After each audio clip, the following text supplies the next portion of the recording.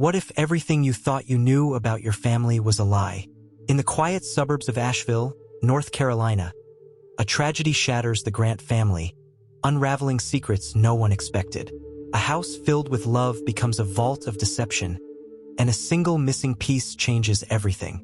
Stay tuned to uncover a gripping tale of betrayal, redemption, and shocking revelations. Don't forget to like this video, subscribe to the channel, and let us know in the comments where you're watching from.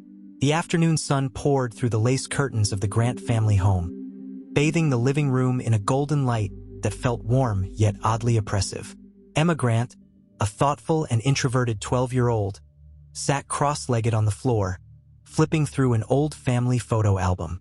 Her eyes lingered on a picture of her father, Michael, and her mother, Diane, standing arm in arm outside a now-faded blue cottage. The photo felt like a relic from a different life, a simpler, happier time before everything began to unravel. Her father had been gone for 3 days. Officially, he was on a work trip to Chicago. Unofficially, Diane's late-night whispers on the phone and the tension in the air suggested otherwise. Emma could feel it, the way a child senses a storm before it arrives. But every time she asked about her dad, her mother deflected with forced smiles and quick reassurances. "He's fine, sweetie," Diane said, running a hand through her perfectly styled blonde hair as she hurried out the door for another appointment. Emma wanted to believe her, but the unease gnawed at her like a restless animal. Something wasn't right. Her older brother, Zach, sat on the couch scrolling aimlessly on his phone, the faint glow from the screen reflecting his furrowed brow. At 17, Zach had grown distant, his usual sarcasm replaced with a sullen silence that made him almost unrecognizable. Emma had once idolized him, but lately, he seemed as lost as she felt. "Do you think Dad's really in Chicago?" she asked tentatively, breaking the silence. Zach looked up, startled, as if he'd forgotten she was there. He hesitated, then shrugged. "I don't know, Em, but something's off." He didn't even say goodbye this time. Before Emma could respond, the doorbell rang. The sharp chime echoed through the house, jolting both siblings. Diane's voice called from the kitchen, "Emma, get that, will you?" Emma opened the door to find a man in a crisp black suit holding a thin envelope. He was tall and clean-shaven, with a demeanor that was both polite and unnerving. "Is your mother home?" he asked, his voice calm but firm. Yeah, Mom," Emma called over her shoulder. Diane appeared moments later, her face tightening as soon as she saw the man. She stepped outside, pulling the door shut behind her, but not before Emma caught the tension in her mother's voice. "What is this about?" Diane hissed. "Just a friendly reminder," the man replied, handing her the envelope. "You're running out of time." Emma pressed her ear to the door, straining to hear more, but Diane's hushed protests faded as the man walked away. When her mother came back inside, she was pale, clutching the envelope like it might explode. "Who was that?" Zach asked, looking up from his phone. "Nobody important," Diane said quickly, shoving the envelope into her purse. "Don't worry about it," but Emma saw through the facade. Diane's hands were trembling. That night, as the house settled into uneasy silence, Emma crept downstairs. Diane's purse sat on the kitchen counter, slightly open, the edge of the envelope visible. Emma hesitated, her heart pounding, before carefully sliding it out. Inside was a single sheet of paper with just 3 words. "We know everything." The next morning, Diane announced that the family was going to visit her sister, Margaret, who lived an hour away. "Just for a few days," she said with a forced brightness that made Emma's stomach churn. Zach protested but relented when Diane shot him a look that silenced any argument. Margaret's house was a sprawling estate surrounded by dense woods, far removed from the bustling suburbia Emma was used to. Margaret herself was warm and welcoming, but there was something about her that Emma couldn't quite place. She seemed too eager, her cheerfulness almost rehearsed. "You kids must be starving," Margaret said, ushering them inside. "I'll fix us something to eat." While Zach sulked in the living room, Emma wandered into Margaret's study. The walls were lined with bookshelves, but it was the desk that caught her eye. On it sat a stack of old letters, the topmost envelope addressed to Diane in familiar handwriting. Curiosity overtook caution. Emma opened the letter and began to read. "Dear Diane, I don't know how much longer I can keep this secret. Michael deserves to know the truth, but I can't bring myself to tell him. What if it destroys everything? I've tried to protect you, but I'm running out of excuses. Margaret." Emma barely had time to process the letter before Margaret appeared in the doorway. "Looking for something?" Margaret asked, her voice calm but her eyes sharp. Emma froze, the letter trembling in her hands. "That's private," Margaret said, her tone turning icy as she stepped closer. I'm sorry," Emma stammered, hastily putting the letter back. Margaret's expression softened, but only slightly. "Curiosity isn't always a good thing, Emma. Sometimes, the answers you're looking for are better left undiscovered." Emma nodded, but her mind raced. What secret was Margaret protecting? What truth could destroy everything? Back at home, Diane continued to act as if nothing was wrong, but Emma knew better. The tension in the house was suffocating, and the questions in her mind were multiplying. Where was her father, really? Who was the man at the door? And what was the secret that Margaret was so desperate to keep hidden? Late one night, Emma overheard her mother on the phone, her voice low and trembling. "I can't hold this together anymore," Diane said. "Michael will find out eventually. And when he does, it's over." Emma's breath caught. Find out what? As she lay awake in the dark, Emma resolved to uncover the truth, no matter what it cost. But she couldn't shake the feeling that some truths might be better left buried. The air was thick with tension as the Grant family returned from their unsettling visit to Margaret's estate. Diane had driven the entire way in a strained silence, her fingers gripping the steering wheel so tightly that her knuckles turned white. Zach had his headphones in, staring out the window with an expression of detached boredom, while Emma sat in the back seat, her mind racing with unanswered questions. The words from Margaret's letter replayed in Emma's head like a haunting refrain. Michael deserves to know the truth. What truth? What was her mother hiding? And why did Margaret, who always seemed so composed, look genuinely frightened when Emma found that letter? Diane pulled into the driveway of their suburban home just as the sun dipped below the horizon, casting long shadows across the neighborhood. Without a word, she grabbed her purse and disappeared inside. Zach followed lazily, leaving Emma standing by the car, staring at the house that no longer felt like home. Something had changed. The warmth and safety she once associated with the place had been replaced by an almost oppressive heaviness. Every creak of the floorboards, every flicker of the lights felt like a reminder that things were not as they seemed. Emma finally stepped inside to find Diane pacing in the living room, her phone pressed to her ear. "No, I don't think he suspects anything," Diane whispered, her voice barely audible. "But we need more time. I can't let this blow up in my face." Emma froze, her heart pounding. Who was her mother talking to? And what didn't her father suspect? She ducked behind the staircase as Diane ended the call and sank onto the couch, cradling her head in her hands. For the first time, Diane didn't look like the composed, meticulous woman Emma had always known. She looked scared, terrified, even. "Mom!" Emma's voice cut through the silence like a knife. Diane jolted upright, her face snapping into a mask of forced calm. "Emma, sweetie, you startled me. What are you doing lurking around?" "I wasn't lurking," Emma said quickly. "I just wanted to know when Dad's coming back." Diane's expression faltered for a split second before she forced a smile. "Soon, honey. He's just busy with work right now." Emma wanted to believe her, but the cracks in Diane's facade were becoming harder to ignore. That night, Emma couldn't sleep. She lay in bed staring at the ceiling, the words from the letter and Diane's whispered phone call swirling in her mind. Finally, unable to resist the pull of curiosity, Emma crept downstairs. The house was eerily quiet, the only sound the faint hum of the refrigerator. She made her way to her mother's purse, which sat on the kitchen counter. Her hands trembled as she opened it, half expecting Diane to appear out of nowhere and catch her. Inside, she found the same envelope Diane had received from the man in the black suit. Carefully, Emma unfolded the sheet of paper.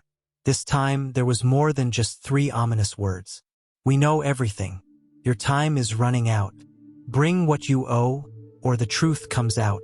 Emma's stomach twisted into knots. What did her mother owe? And to whom? Before she could process the message, a creak on the stairs made her heart leap into her throat. She shoved the paper back into the purse and spun around just as Zach appeared, rubbing his eyes.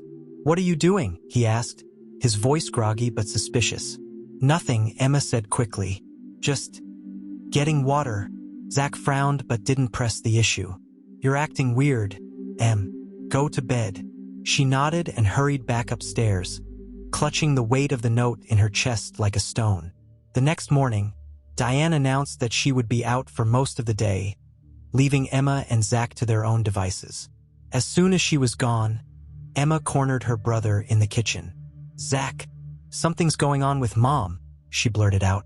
He rolled his eyes. "Yeah, no kidding. She's been acting sketchy for weeks." "No, I mean really going on," Emma insisted. "I found a letter, and I think she's in trouble." Zach raised an eyebrow. "A letter? From who?" "I don't know," Emma admitted, "but it said something about owing someone and running out of time. And when we were at Aunt Margaret's, I found another letter. Margaret knows something too. She said Mom's keeping a secret from Dad." Zach's skeptical expression shifted into something darker. "What kind of secret?" "I don't know," Emma said, frustration creeping into her voice. "But it's big. And I think it's why Dad's been gone so much." For a moment, Zach seemed to consider her words. Then he shook his head.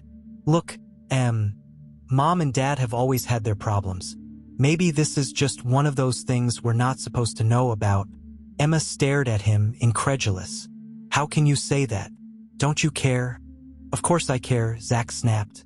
"But what do you want me to do? Start playing detective? This isn't some TV show, Emma. It's real life." Emma clenched her fists, frustrated by his indifference. "Fine.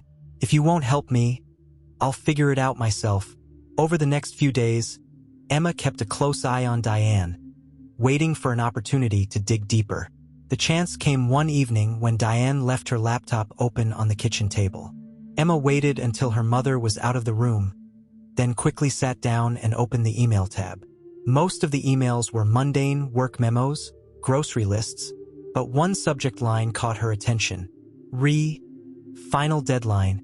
Emma clicked on it and scanned the message, her eyes widening with every word. "Diane, we've given you enough chances. If you don't deliver the money by the end of the month, we'll have no choice but to involve Michael. Do you really want him to know the truth? Or worse, your children?" Emma's breath caught. Money? A deadline? And what truth could be so devastating that Diane was willing to go to such lengths to keep it hidden? The sound of footsteps startled her, and she quickly closed the laptop just as Diane entered the room. "What are you doing?" Diane asked, her tone sharp. "Nothing," Emma said, trying to sound casual. Diane's eyes narrowed, but she didn't press further. That night, Emma lay awake, replaying everything she'd learned. Her mother was hiding something huge, and whatever it wasn't just affecting Diane. It was affecting all of them. She needed answers, and if Diane wouldn't give them to her, Emma knew where she might find them. Aunt Margaret. Emma made up her mind. She would go back to Margaret's estate, with or without Diane's permission, because some secrets couldn't stay buried forever. Emma didn't know how she was going to get to Margaret's estate, but she knew she couldn't wait. The questions swirling in her mind had grown too loud to ignore, and every interaction with Diane seemed to add more weight to the sinking feeling in her chest.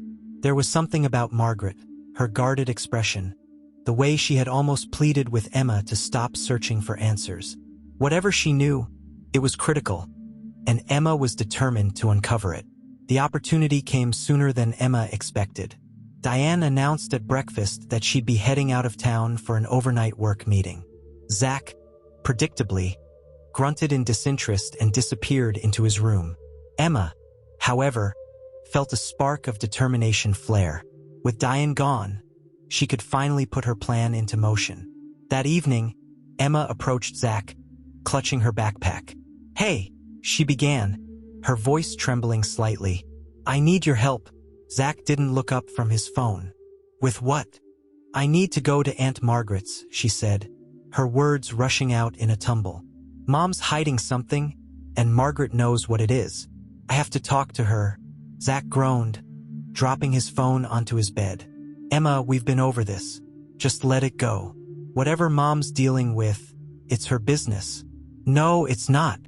Emma shot back, surprising herself with the intensity of her tone. "It's affecting all of us. Dad's gone. Mom's acting like a completely different person. And," she faltered, tears pricking her eyes, "and I'm scared, Zach. I feel like our whole family is falling apart. And no one's telling me why." Zach sighed, running a hand through his hair. For a moment, he looked like he might argue, but then his expression softened. "All right," he said grudgingly. "But if we get in trouble for this, it's on you." Emma felt a surge of relief. "Thank you, Zach." The drive to Margaret's estate was quiet, the tension in the car palpable. Zach had borrowed Diane's spare car keys without asking, and though he tried to act nonchalant, his knuckles were white as he gripped the steering wheel. Emma sat in the passenger seat, clutching the strap of her backpack and staring out the window. "You better have a good plan for what you're going to say to Margaret," Zach muttered. "I'll figure it out," Emma replied, though her stomach churned with nerves. When they finally pulled into Margaret's long, winding driveway, the house loomed before them like a shadowed fortress. The lights were on, and Emma could see Margaret moving inside, her silhouette framed by the curtains. "You sure about this?" Zach asked as he turned off the engine. Emma nodded. "I have to know." Margaret opened the door almost immediately after Emma knocked, as if she'd been expecting them. Her face was a mixture of surprise and apprehension. "Emma? Zach? What are you doing here?" Emma hesitated, then blurted out, "I need to talk to you. It's about Mom." Margaret's expression tightened, and she glanced over her shoulder, as though checking to see if anyone was watching. "Come in," she said reluctantly. The house was as imposing as Emma remembered, with its high ceilings and heavy furniture that seemed to absorb sound. Margaret led them to the study, closing the door behind them with a soft click. "Now," she said, crossing her arms. "What's this about?" Emma pulled the note she had found in Diane's purse out of her backpack and held it up. "I found this in Mom's things, and I saw the letter you wrote her. I know you're hiding something. Please, Aunt Margaret, I just want to know the truth." Margaret's face went pale, and for a moment, she seemed at a loss for words. Then she sighed heavily and sank into a chair. "You shouldn't have come here," she said quietly. "Why not?" Emma pressed. Margaret looked at her, her eyes filled with a sadness that made Emma's chest ache. "Because the truth is complicated, and once you know it, you can't go back." "Try me," Emma said, her voice trembling. Margaret hesitated, then reached for a drawer in her desk. From it, she pulled out a small, leather-bound journal. She held it out to Emma, her hand shaking slightly. "This belonged to your father," Margaret said. Emma took the journal, her heart pounding. "What is it?" Margaret didn't answer immediately.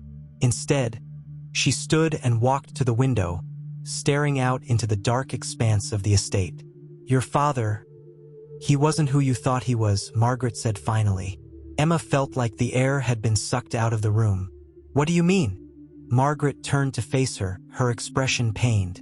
"Michael had another life before he met your mother. A life he tried to leave behind, but it caught up with him." Emma flipped through the journal, her hands trembling. It was filled with Michael's handwriting. Notes, names, dates, and cryptic phrases that made little sense. "What kind of life?" Emma whispered. Margaret hesitated, then said, "He was involved with people who, let's just say, they don't forgive easily. And when he left them, he made enemies. Enemies who don't forget." Emma's head was spinning. Her father? A man with a secret past? It didn't seem possible.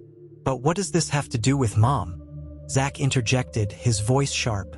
Margaret's face darkened. "Diane knew. She found out after they got married. And when those enemies came knocking, She made a deal to keep all of you safe. Emma stared at her aunt, her mind racing. What kind of deal? Margaret looked away. One that's cost her more than you realize. Before Emma could ask more, the sound of a car pulling into the driveway made them all freeze. Margaret's face filled with panic. You need to go, she said urgently, ushering them toward the back door. Why? Who's here? Emma asked. Just go, Margaret hissed. But it was too late. The front door burst open, and a man in a black suit stepped inside. It was the same man who had delivered the envelope to Diane. You really thought you could keep them out of this, Margaret? The man said, his voice cold. Margaret squared her shoulders, trying to appear calm. They don't know anything. Leave them out of it.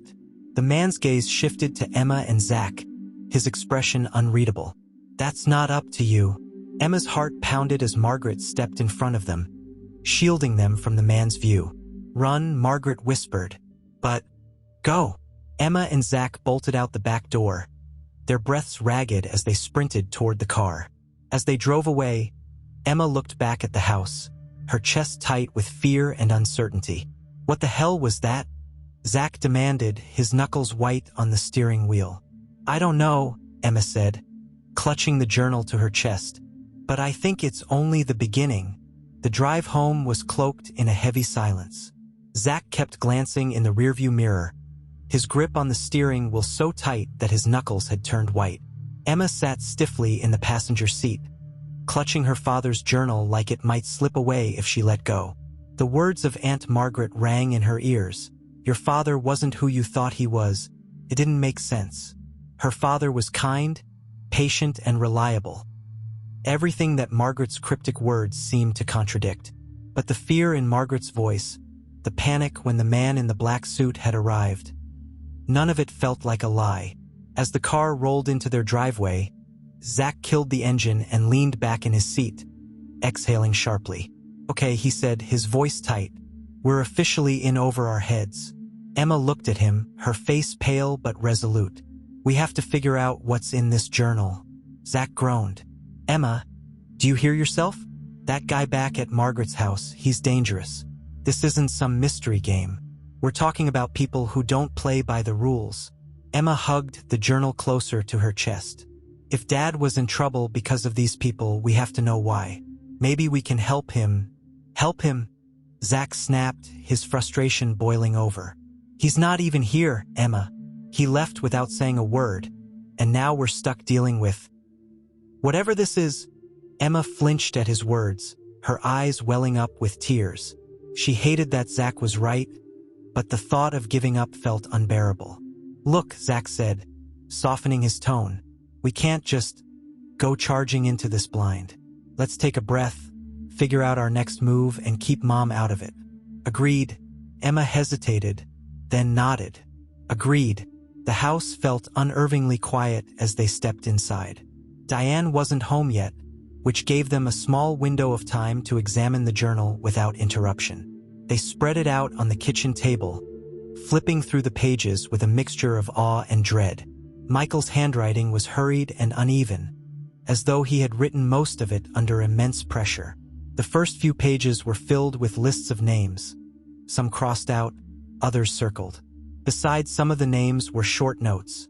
Trustworthy, liability, potential threat. What is this? Zach murmured, leaning over the pages. A hit list. Emma shook her head, though her stomach churned at the thought. I don't think so.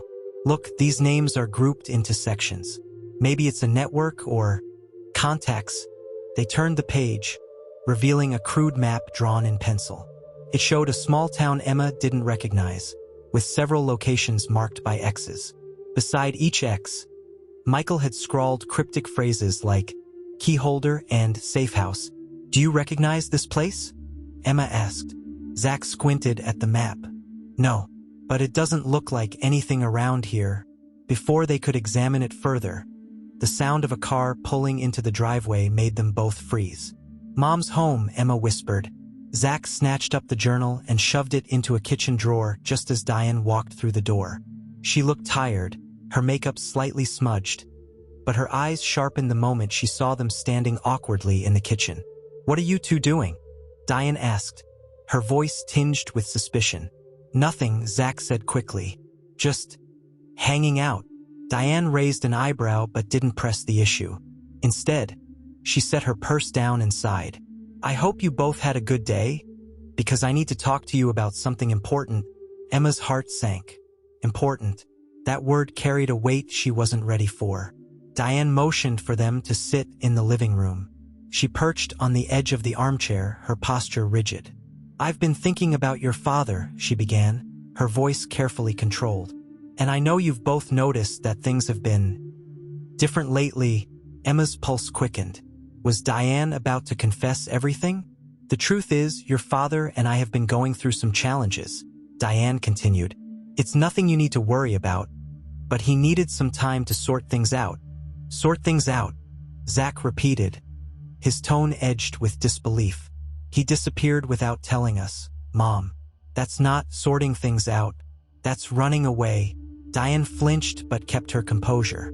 Zach, I know this is hard, but your father loves you both. He's doing what he thinks is best for the family. Emma couldn't stay silent any longer. Does this have anything to do with the man who came to the house? She asked, her voice trembling. Diane's face went white. What man? The man in the black suit, Emma said, her words tumbling out. The one who gave you that envelope. Who is he? What does he want? Diane's mouth opened and closed as if she were searching for an answer. Finally, she stood abruptly. That's none of your concern, she said, her tone sharp. I don't want either of you getting involved in things you don't understand. But Mom, enough, Diane snapped, her voice cracking. The sudden outburst stunned both Emma and Zach into silence. Without another word, Diane stormed out of the room, leaving them alone with their unanswered questions. Later that night, Emma couldn't sleep. The journal felt like a lead weight hidden in the kitchen drawer, calling to her. Quietly, she crept downstairs and retrieved it, taking it back to her room where she could examine it in peace. She flipped to the map again, her fingers tracing the X's marked on the page. One location stood out. An address scribbled in the margin with the note, Last Resort. Emma's curiosity burned. What was at that address? Did it hold the key to understanding her father's past? As she stared at the page, a memory surfaced. Something Margaret had said before the man in the black suit arrived. You shouldn't have come here. Some answers are better left undiscovered. But Emma couldn't shake the feeling that this was something she needed to uncover, no matter the cost. The next morning, Emma showed the address to Zach. You're not seriously thinking about going there, he said, his brow furrowed. We have to, Emma insisted. What if it's the only way to find out what's really going on? Zach sighed. You're going to get us both killed. You know that, right? Emma gave him a small, hopeful smile. I'll take that as a yes. They left the house under the pretense of going to a friend's house, though Emma's heart raced as they drove toward the unknown. The address led them to a rundown motel on the outskirts of town, its flickering neon sign casting eerie shadows on the cracked pavement. Well, this is inviting, Zach muttered as they parked. Emma ignored his sarcasm and approached the motel's office, clutching the journal like a lifeline. Inside, a weary-looking man behind the counter barely glanced up as they entered. Can I help you? He asked, his voice gruff. Emma hesitated, then held up the journal. I'm looking for someone who might have been here.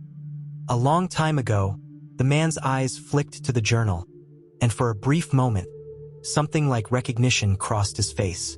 Room 17, he said finally, sliding a key across the counter. Emma's stomach flipped. Thank you, she murmured. Zach followed her outside, his expression tense. This is a bad idea, probably, Emma admitted. The door to room 17 creaked open, revealing a small, dimly lit space.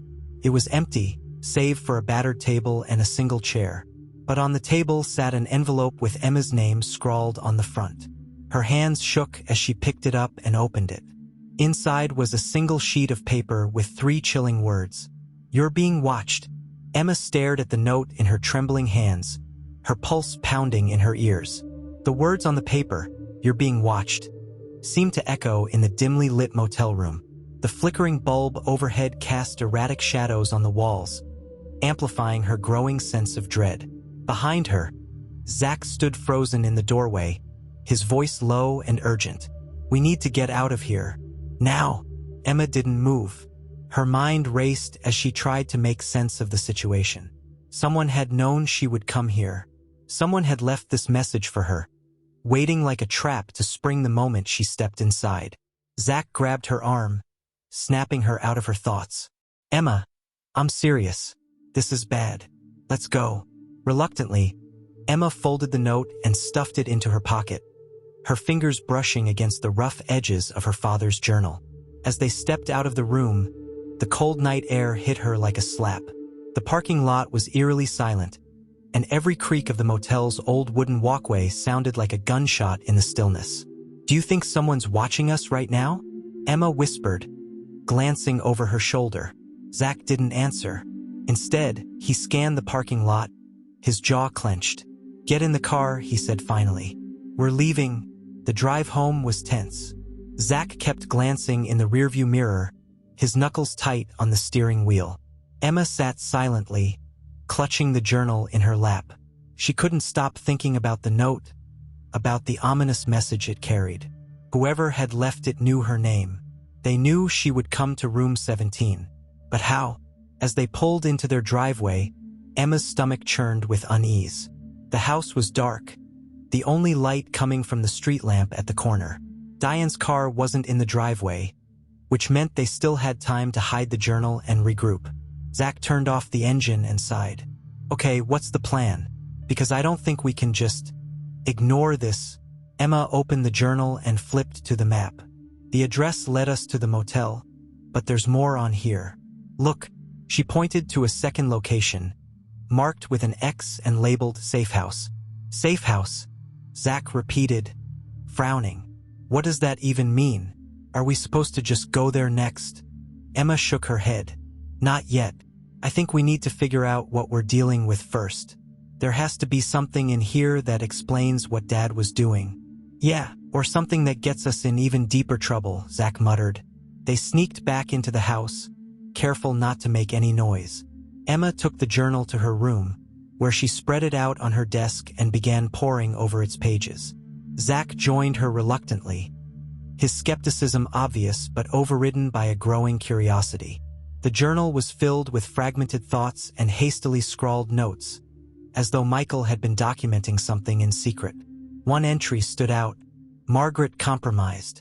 Contact burned. Trust no one. The key is in the house."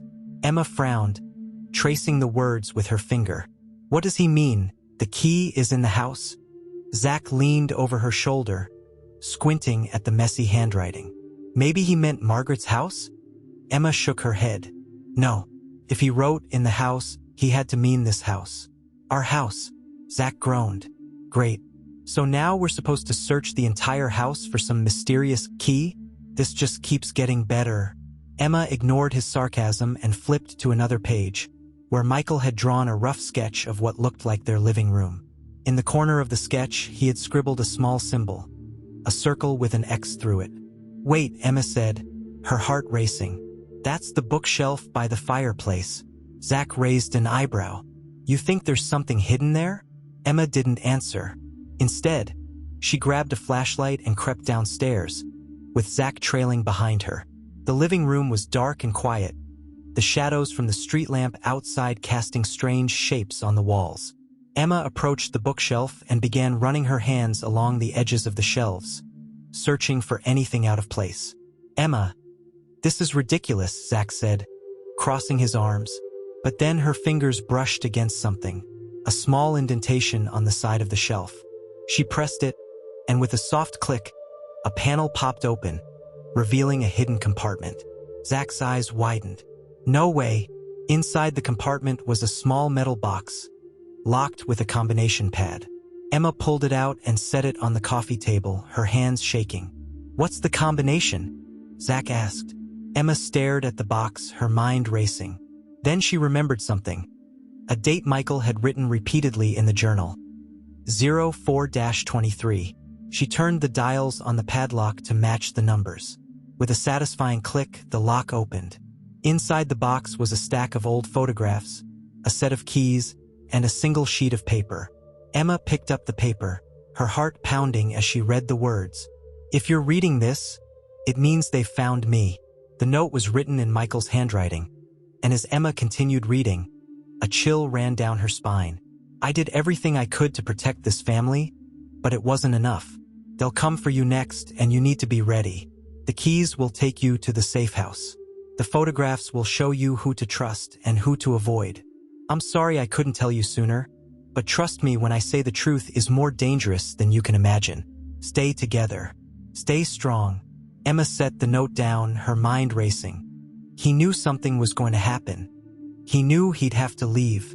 Zach picked up the photographs and began flipping through them. Most were blurry and unremarkable, but one caught his attention. He held it up to the light, his face pale. "Emma," he said slowly, "look at this." She took the photo from him and felt her stomach drop. It was a picture of their father, standing next to a man in a black suit. The same man who had delivered the envelope to Diane. "What is this guy doing with Dad?" Zach demanded. Emma didn't have an answer. The sound of a car pulling into the driveway made them both freeze. Emma quickly shoved the box back into its hiding place and closed the panel, her heart racing. "It's Mom," Zach whispered. They hurried back upstairs and pretended to be asleep as Diane entered the house. But as Emma lay in bed, staring at the ceiling, her mind churned with questions. Who was the man in the photo? What danger had Michael been trying to protect them from? And what was waiting for them at the safe house? As sleep eluded her, one thing became clear. The answers wouldn't wait much longer. The morning came sluggishly, dragging its heels as if reluctant to begin. Emma barely slept, the note from her father and the photograph of the man in the black suit haunting her thoughts. The words, "If you're reading this, it means they found me," echoed in her mind like a warning bell she couldn't unhear. Downstairs, the familiar sound of Diane clinking dishes in the kitchen brought Emma back to reality. For a moment, it was tempting to cling to the illusion of normalcy. But she knew too much now.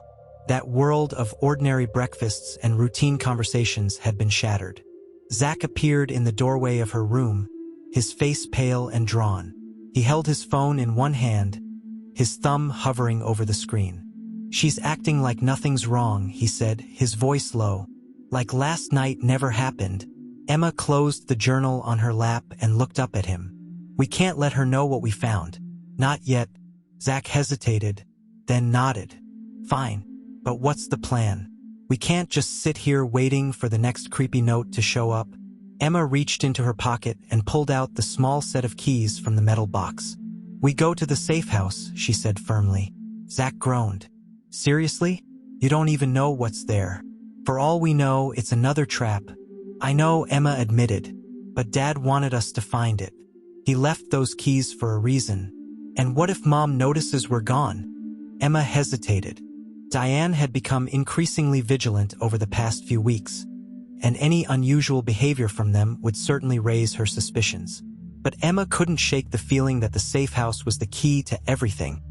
The missing puzzle piece that would explain her father's disappearance and the mounting threats surrounding their family. "We'll figure it out," Emma said. "But we have to go. Today." The tension in the kitchen was palpable as Emma and Zach sat down for breakfast. Diane bustled about, her movements sharp and purposeful. Her cheerful mask was firmly in place, but Emma noticed the subtle cracks. The way her hands lingered on the countertop a second too long. The tightness around her eyes when she thought no one was looking. "Big plans for today?" Diane asked, setting a plate of eggs in front of Zach. "Not really," Zach said, barely glancing up from his phone. Emma forced a smile. "I thought I might hang out with Zoe for a bit." Diane's eyes flicked toward her, narrowing slightly. "Zoe, huh? Funny. I don't remember you mentioning her before." Emma's heart skipped a beat. "She's new. We met at school." Diane's gaze lingered for a moment before she turned back to the sink. "All right, just make sure you're back by dinner." "Of course," Emma said quickly. The rest of the meal passed in strained silence. Diane's presence felt like a looming shadow, and Emma could barely choke down her food. As soon as the dishes were cleared, She and Zach retreated upstairs to prepare for their trip. An hour later, they slipped out the back door, careful to avoid Diane's line of sight. Zach had parked Diane's spare car a few blocks away to avoid suspicion, and they hurried toward it, their nerves on edge. The drive to the safe house was tense. Zach gripped the wheel tightly, his jaw clenched as he navigated the winding roads. Emma held the journal in her lap, flipping through the pages for any additional clues. "Do you even know what we're looking for?" Zach asked, breaking the silence. Emma shook her head. "No, but Dad said it would help us. That's all I have to go on." Zach sighed. "Great, so we're just winging it." The safe house was located in a small, secluded town about an hour from home. The address led them to an old, unassuming cabin nestled at the edge of a dense forest. The wooden exterior was weathered and covered in moss, and the surrounding trees cast long, eerie shadows over the property. "This place looks abandoned," Zach muttered as he parked the car. Emma didn't respond. She felt a strange mix of apprehension and determination as she stepped out of the car and approached the cabin. The keys from the box jingled in her hand, their weight heavy with unspoken promises. The front door creaked open under Emma's hand, revealing a dark interior that smelled of damp wood and mildew. She hesitated on the threshold, her heart pounding. "After you," Zach said dryly, his attempt at humor falling flat. Emma took a deep breath and stepped inside. The cabin was sparsely furnished, with a single table and chair in the center of the room and a dusty bookshelf lining one wall. Cobwebs hung in the corners, and the only light came from the faint glow filtering through the dirty windows. "Well, this is cozy," Zach said, his voice echoing slightly. Emma ignored him and began searching the room. She ran her hands over the bookshelf, pulling out books and flipping through their pages in case something was hidden inside. Zach checked the table and chair, but neither yielded anything useful. "Maybe this was a waste of time," Zach said after a while, his frustration growing. "No," Emma said firmly. "There has to be something here." Her eyes landed on a trapdoor partially concealed beneath a faded rug in the corner of the room. She knelt and pulled the rug aside, revealing a rusted handle. "Found something," she called to Zach. Together, they pried open the trapdoor, revealing a narrow staircase leading down into darkness. "Because basements in creepy cabins always end well," Zach muttered. Emma shot him a look but didn't hesitate as she began descending the stairs. Zach followed reluctantly, his flashlight casting long shadows on the walls. The basement was surprisingly clean, with concrete floors and shelves lined with neatly organized boxes. At the center of the room stood a metal filing cabinet, its drawers labeled with dates spanning several years. Emma approached the cabinet, her pulse quickening. She pulled open the top drawer and began rifling through the files. Each folder was filled with documents, letters, receipts, photographs, all meticulously preserved. One file caught her attention. It was labeled Grant Family, Confidential. She opened it, her hands trembling. Inside was a collection of papers that made her blood run cold. The first document was a contract, signed by her father and a man whose name she didn't recognize. The terms were vague, but one sentence stood out. In exchange for protection, the undersigned agrees to full cooperation with all directives. The next paper was a photograph of Diane, standing beside the man in the black suit. They were smiling, but the look in Diane's eyes was far from happy. "What is this?" Zach asked, peering over her shoulder. Emma shook her head, unable to find the words. She flipped to the next document, a letter written in her father's handwriting. "Diane, if you're reading this, it means I couldn't finish what I started. I'm sorry for leaving you and the kids, but I had no choice. They know everything. The only way to keep you safe is to stay ahead of them. If I fail, go to the safe house. The answers are there, but be careful who you trust. Not everyone is who they seem." Emma's hands shook as she set the letter down. He knew. He knew this was going to happen. Zach grabbed another folder and began flipping through its contents.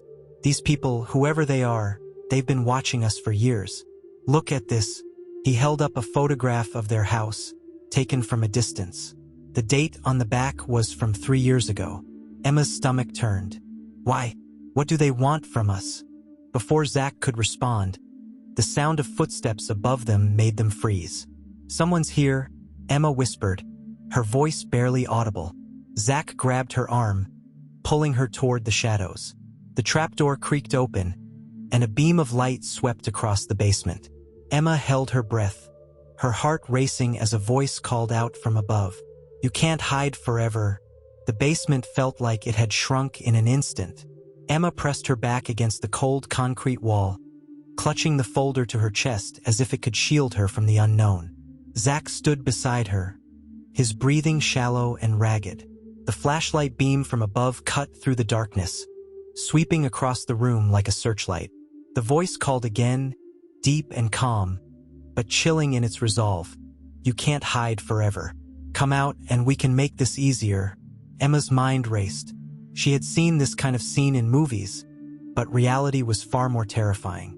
There was no action hero to swoop in, no clever escape plan. Just her and Zach, trapped in a basement with a stranger who clearly wasn't here to chat. Zach leaned close, his voice barely a whisper. "We need to move. Now." Emma nodded, though her legs felt like lead. She glanced around the room, her eyes landing on a narrow storage closet tucked into the corner.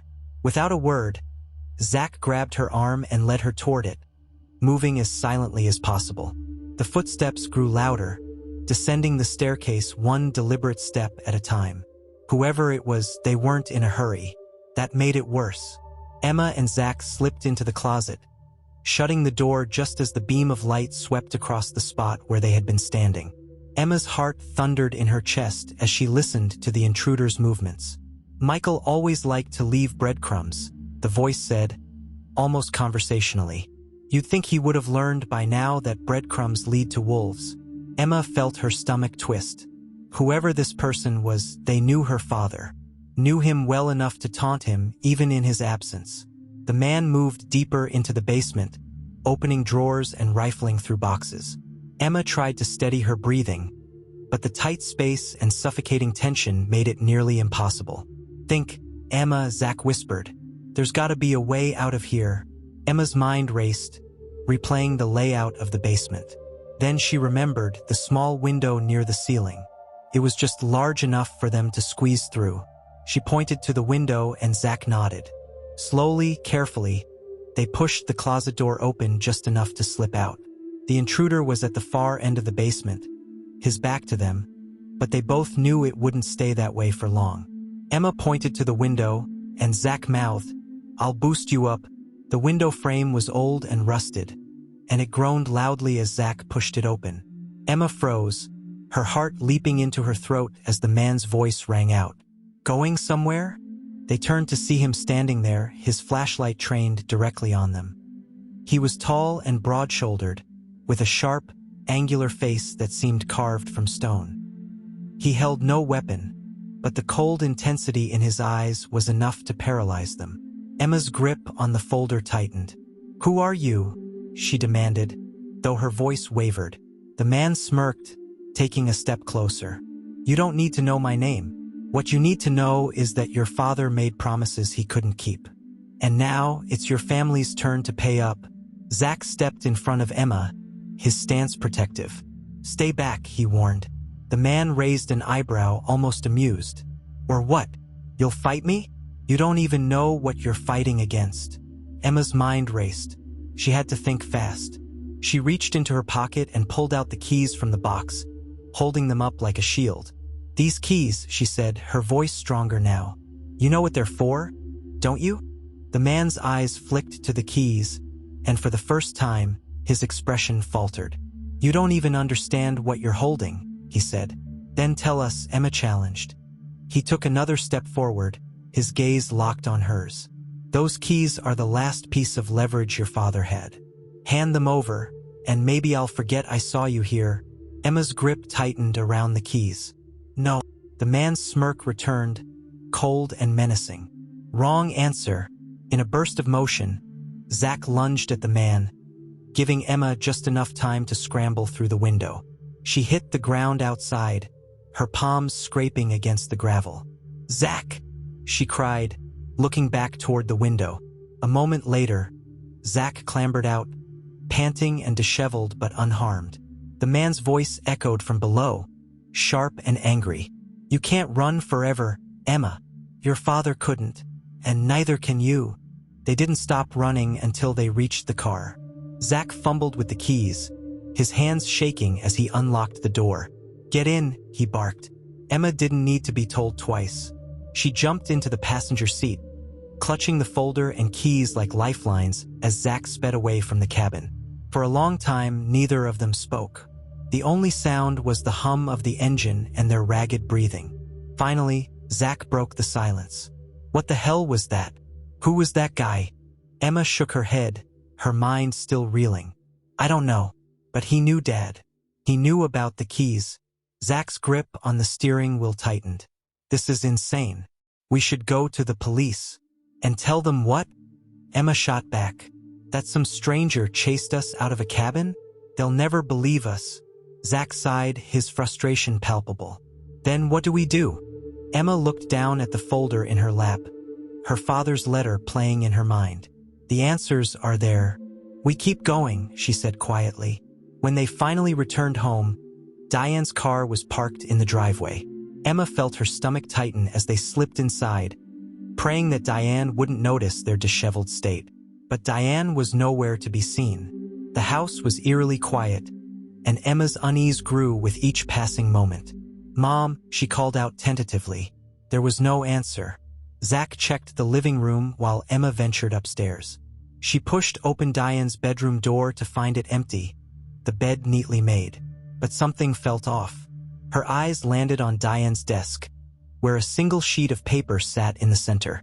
She approached it slowly, her heart pounding. The note was short, but its message was devastating. "I had no choice. Stay safe. Trust no one." Emma sank onto the bed, the weight of the words crashing down on her. Diane was gone. Zach found her moments later, his face pale. "She's not here, is she?" Emma held up the note, her hand trembling. Zach read it, his expression darkening.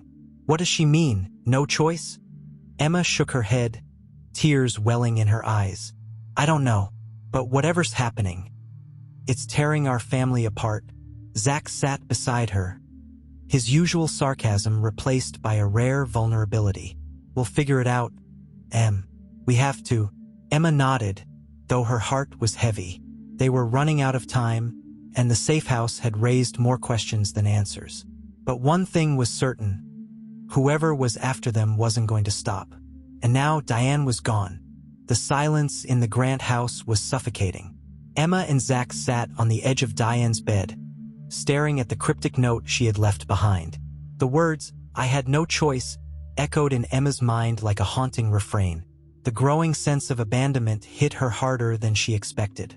First her father had disappeared, and now her mother. Zach stood abruptly, pacing back and forth.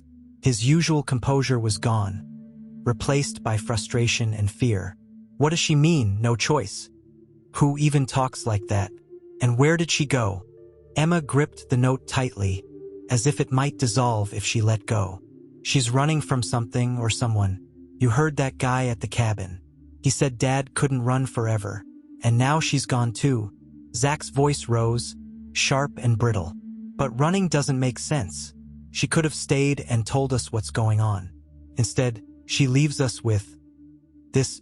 He gestured to the note as though it were an insult. Emma took a deep breath, trying to think clearly.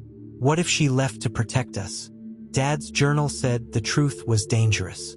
Maybe she thought if she stayed, whoever's after us would come here. Or maybe she's in on it, Zach muttered under his breath. Emma's head snapped up. "What?" "Think about it," Zach said, his tone dark. "We found a photo of her with that guy in the black suit. Dad's journal said not to trust everyone. What if she's part of this mess?" Emma wanted to argue, but a seed of doubt planted itself in her mind. Diane's recent behavior had been strange, almost calculated. She had been evasive, secretive, and now she was gone without a real explanation. "No," Emma said firmly, pushing the thought away. "She wouldn't.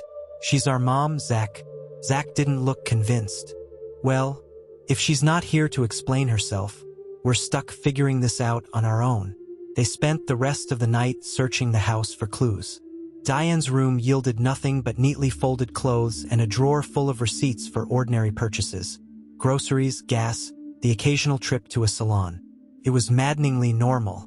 Zach turned over cushions and pulled apart closets, muttering curses under his breath. Emma stayed in Diane's office, poring over old bills and letters, looking for anything out of the ordinary. It wasn't until she opened Diane's laptop that she found something unusual. The browser history had been wiped clean, except for one page. A private message thread on a social media platform Emma didn't recognize. The messages were sparse but chilling. Unknown. The clock is ticking. We'll come for them if you don't act. Diane? I need more time. Unknown. Time's up. You know what you have to do. The last message was from Diane. I'll handle it. Leave my kids out of this. Emma's blood ran cold. Zach, she called. He appeared moments later, his expression tense. What is it? She turned the laptop toward him, letting him read the messages. Zach's jaw tightened. What does handle it mean? What did she promise them? Emma shook her head. I don't know, but it's bad, Zach. Whoever she's talking to, they're serious. The next morning, Emma woke to find Zach already downstairs, flipping through their father's journal. His usual morning lethargy was replaced with an intensity that surprised her. Couldn't sleep? She asked, sitting across from him at the kitchen table. Not with all this hanging over us, Zach muttered, tapping the journal. We're missing something. I feel like this thing is giving us pieces of the puzzle, but none of it fits. Emma opened the journal to the map of the safe house, her eyes drifting to the other locations marked with X's. What if the answers aren't here? What if we need to check the other places Dad marked? Zach frowned. You want to go chasing down more of his breadcrumbs? After what happened at the cabin? Emma hesitated. The memory of the man in the black suit, his cold, calculating eyes, still sent chills down her spine. But staying put felt just as dangerous. Dad wanted us to find these places, she said. He left them for a reason. Zach leaned back in his chair, running a hand through his hair. Fine, but we're doing this smarter this time. No running into strangers with flashlights. Agreed. Emma gave a small, determined nod. The next location was marked as Depot 52. The name conjured images of an abandoned warehouse, and Emma wasn't far off. When they arrived, the building was a crumbling shell of its former self, surrounded by overgrown weeds and rusted fencing. This place screams, don't enter, Zach said, shutting the car door behind him. Emma clutched the keys from the metal box, her resolve wavering. We have to try. They slipped through a gap in the fence, their footsteps crunching on broken glass and debris. The air inside the warehouse was stale, carrying the faint scent of oil and mildew. Sunlight streamed through holes in the roof, casting long shadows that danced as they moved. Spread out, Zach said. Look for anything that doesn't belong. Emma wandered toward a series of crates stacked near the far wall. Most were empty, but one had been pried open, its contents spilling onto the floor. She crouched down, examining the items. A pile of manila folders, their edges yellowed with age. Zach, I found something, she called. He jogged over, peering over her shoulder as she opened one of the folders. Inside were photographs much like the ones they had found in the safe house. But these were different. Each photo depicted a member of their family, her father, her mother, even Zach and herself. Some were taken in public places, others through the windows of their home. They've been watching us, Emma whispered, her stomach churning. Zach grabbed another folder, flipping through it quickly. These are surveillance notes. Times, locations, who we were with. They've been tracking us for years. Emma's hands trembled as she picked up a photo of her father. He was sitting on a park bench, his face drawn and tired. Written on the back were the words, "Final contact before severance." What does that mean? She asked. I don't know, Zach said, his voice tight. But it doesn't sound good. Before they could process what they had found, a noise echoed through the warehouse. A faint, metallic clang. Emma and Zach froze, exchanging wide-eyed glances. Someone's here, Zach whispered. Emma shoved the folders into her backpack and zipped it shut. We need to leave. Now. They crept toward the exit, their movements careful and deliberate. But as they neared the door, the sound of footsteps grew louder, accompanied by a familiar voice. You two just don't know when to quit, do you? Emma turned to see the man in the black suit emerging from the shadows, his expression one of cold amusement. Run! Zach shouted, grabbing Emma's hand. They bolted through the warehouse, weaving between crates and debris. The man didn't chase them. Instead, his voice rang out, calm and taunting. You're only making this harder on yourselves. You can't outrun the truth. They burst through the gap in the fence and dove into the car. Zach started the engine, peeling out of the lot as Emma clutched the backpack to her chest. That guy is everywhere, Zach muttered, his hands tight on the wheel. Emma stared out the window, her mind racing. The man's words echoed in her head. You can't outrun the truth. As they drove, Emma opened the backpack and pulled out one of the folders. She flipped through the pages until a single name caught her eye. Nathaniel Rhodes. Who's Nathaniel Rhodes? She asked aloud. Zach glanced at her, frowning. Why does that name sound familiar? Emma didn't have an answer, but her gut told her it was important. The name appeared multiple times in the documents, often circled or underlined. Whoever he is, Emma said, I think he's the key to all of this. Zach sighed. Great. Another mystery to solve. But Emma's resolve hardened. They were closer to the truth than ever, and she wasn't going to stop now.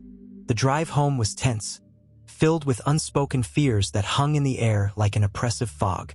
Emma clutched the folder containing the name Nathaniel Rhodes, her fingers brushing over the edges of the pages as if the answer to everything might leap out at her.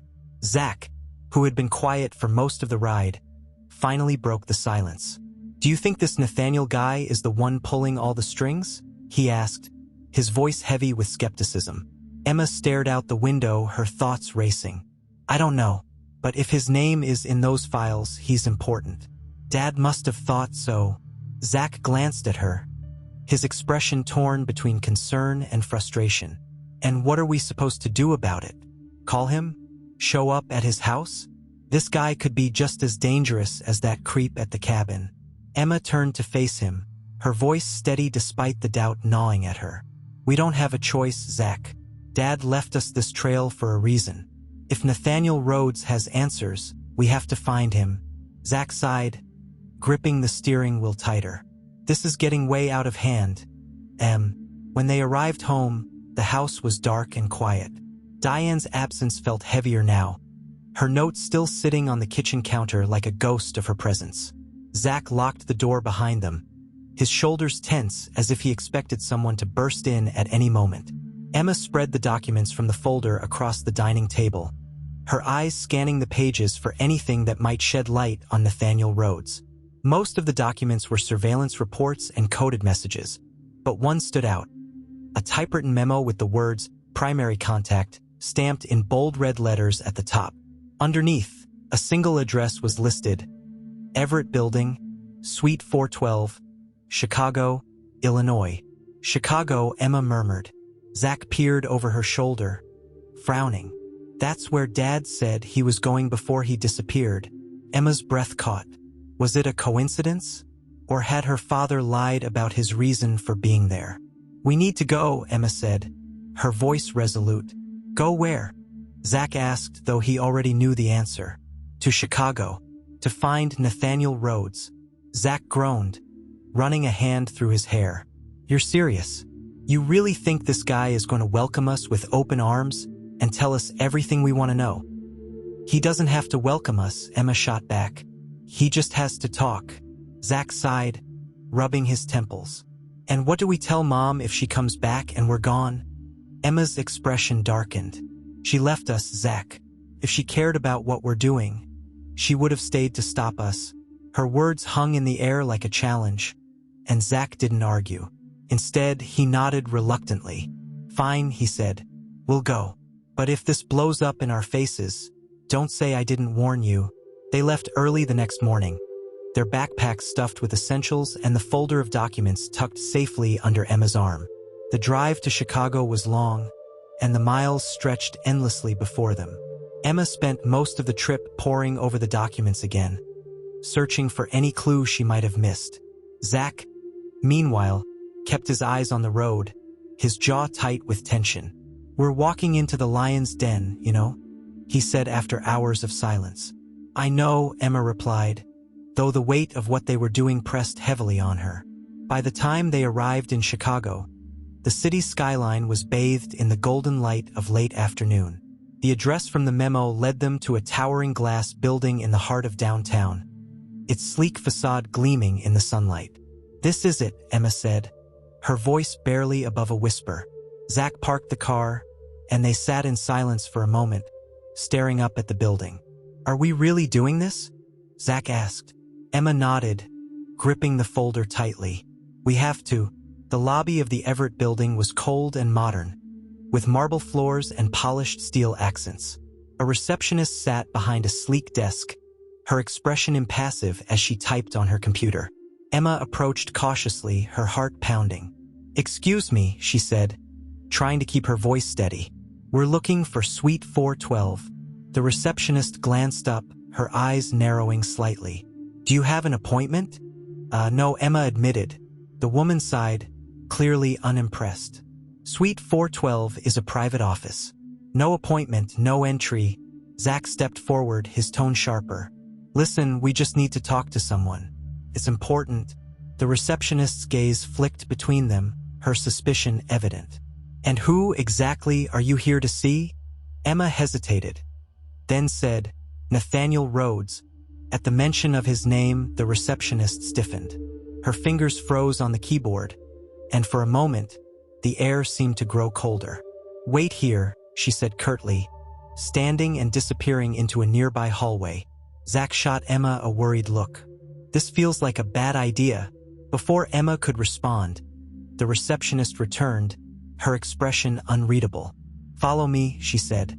They were led to a private elevator that whisked them up to the 41st floor. The doors opened onto a quiet, dimly lit hallway, and the receptionist gestured toward a door at the end. "He's expecting you," she said before disappearing back into the elevator. Emma swallowed hard, her palms sweating as she approached the door. Zach stayed close behind her, his hand on her shoulder. "You ready?" he asked. No, Emma admitted, but she knocked anyway.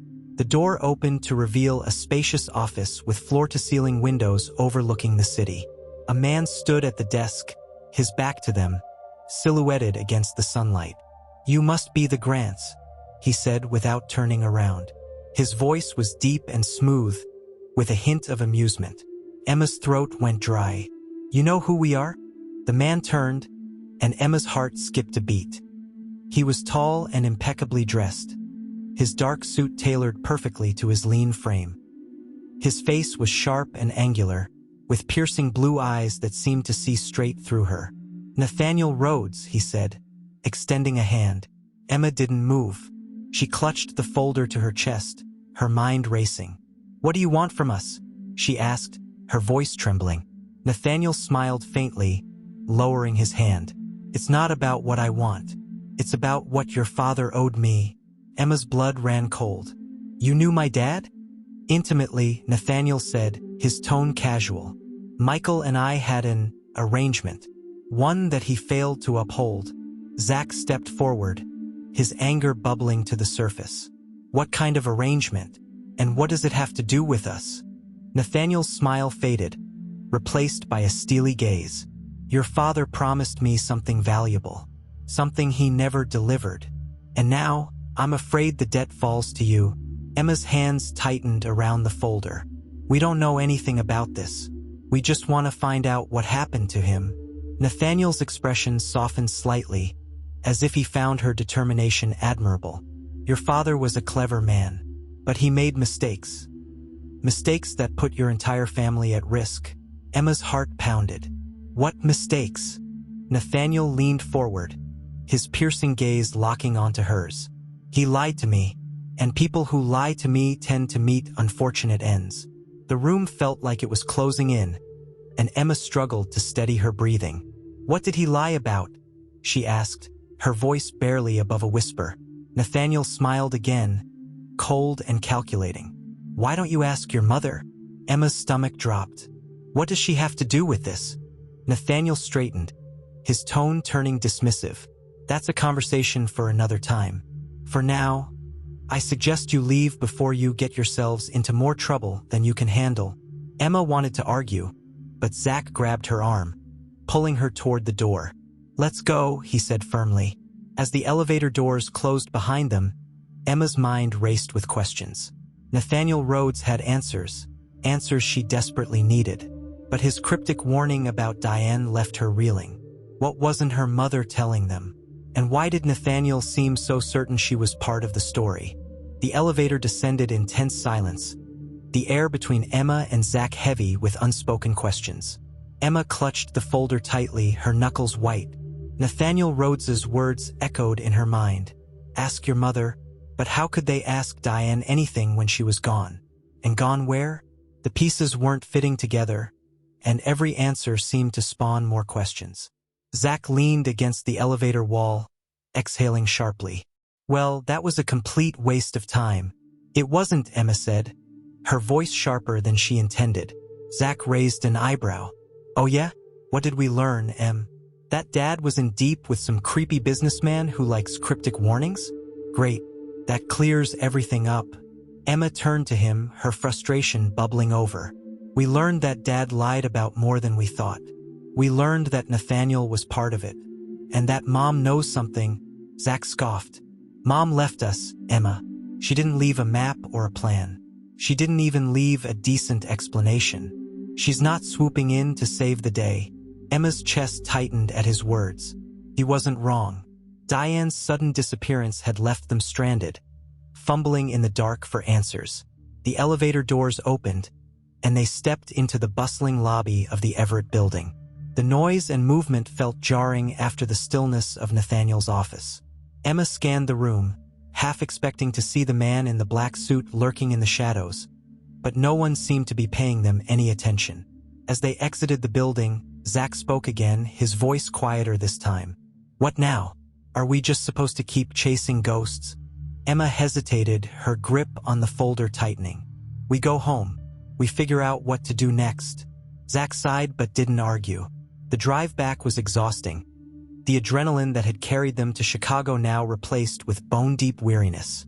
Zach barely spoke, and Emma buried herself in the documents, reading and rereading every page as if a hidden clue might suddenly reveal itself.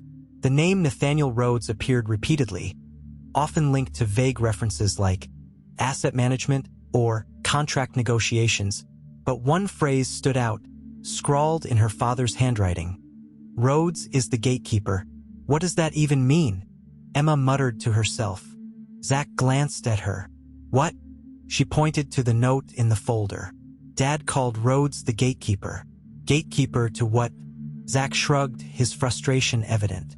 The guy wasn't exactly handing out straight answers. Emma frowned, flipping to another page. A receipt caught her attention. A payment made from an offshore account under the name D. Grant. D. Grant, she murmured, her pulse quickening. That's Mom, Zach said, leaning over to look. Yeah, but look at the date. Emma pointed to the timestamp on the receipt. It was dated 3 weeks before Michael's disappearance. Zach frowned. So they were both involved. Emma shook her head, struggling to process the implications. Why didn't they tell us?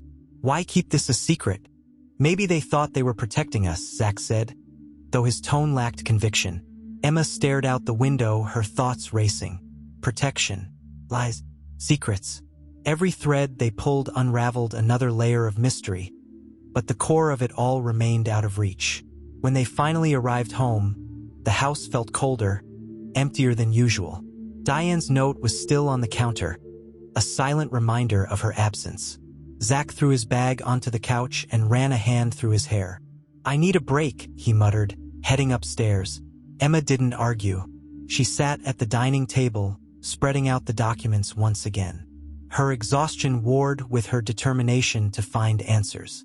She stared at the receipt, the memo, and the surveillance reports, trying to piece them together.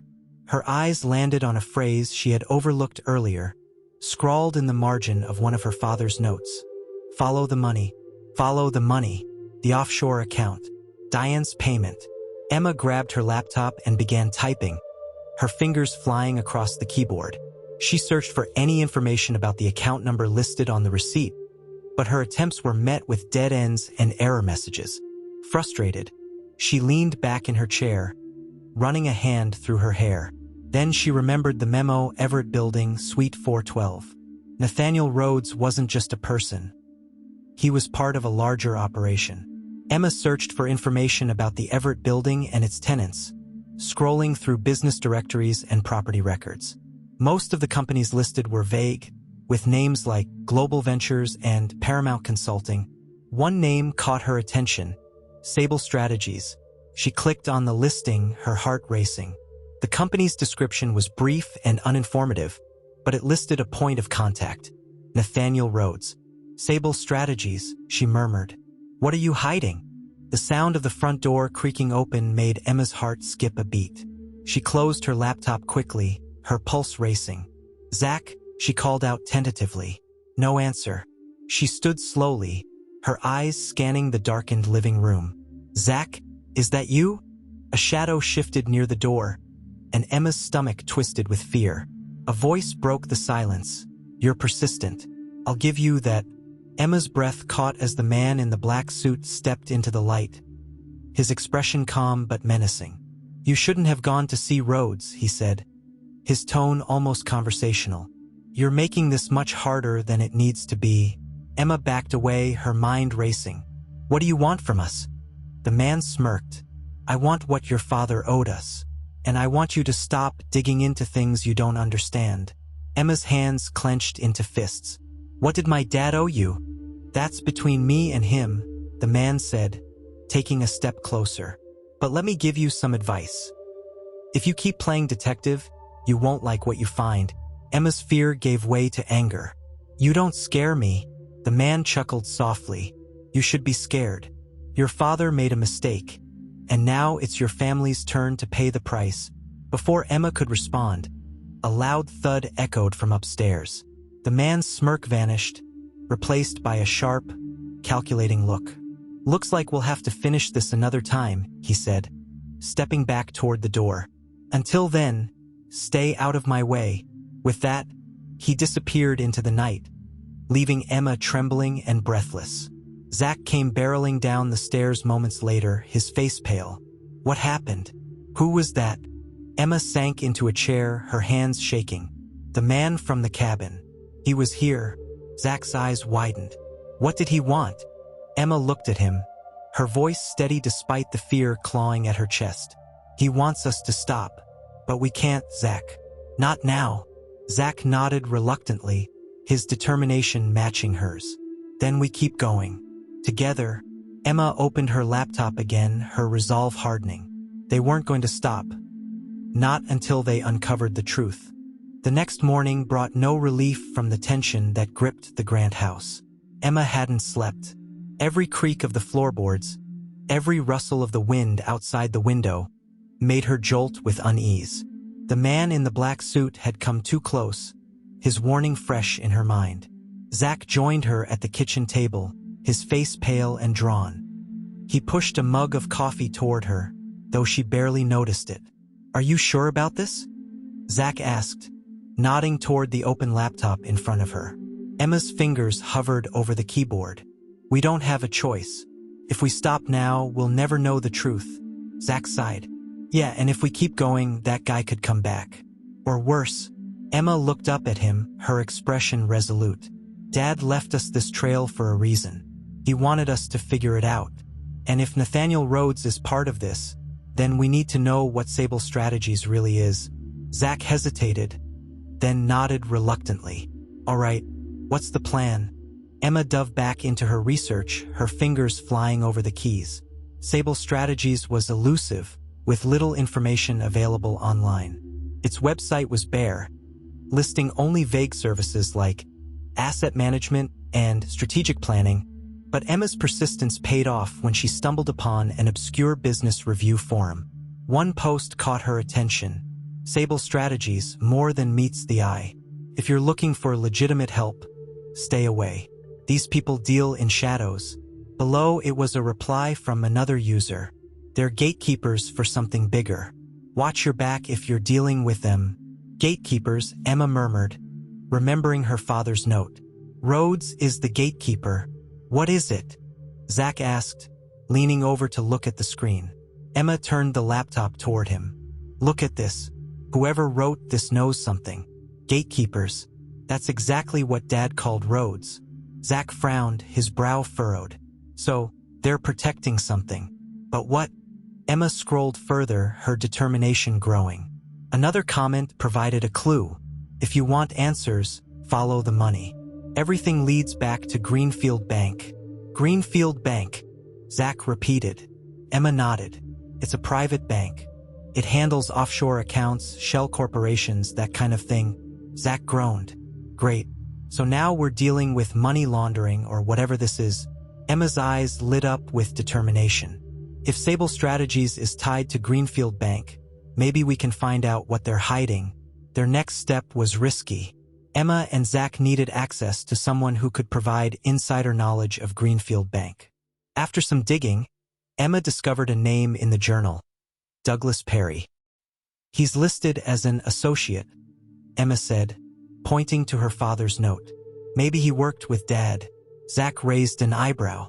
Or maybe he worked against him. Emma ignored his skepticism and pulled up an address for Douglas Perry, a townhouse on the outskirts of Chicago.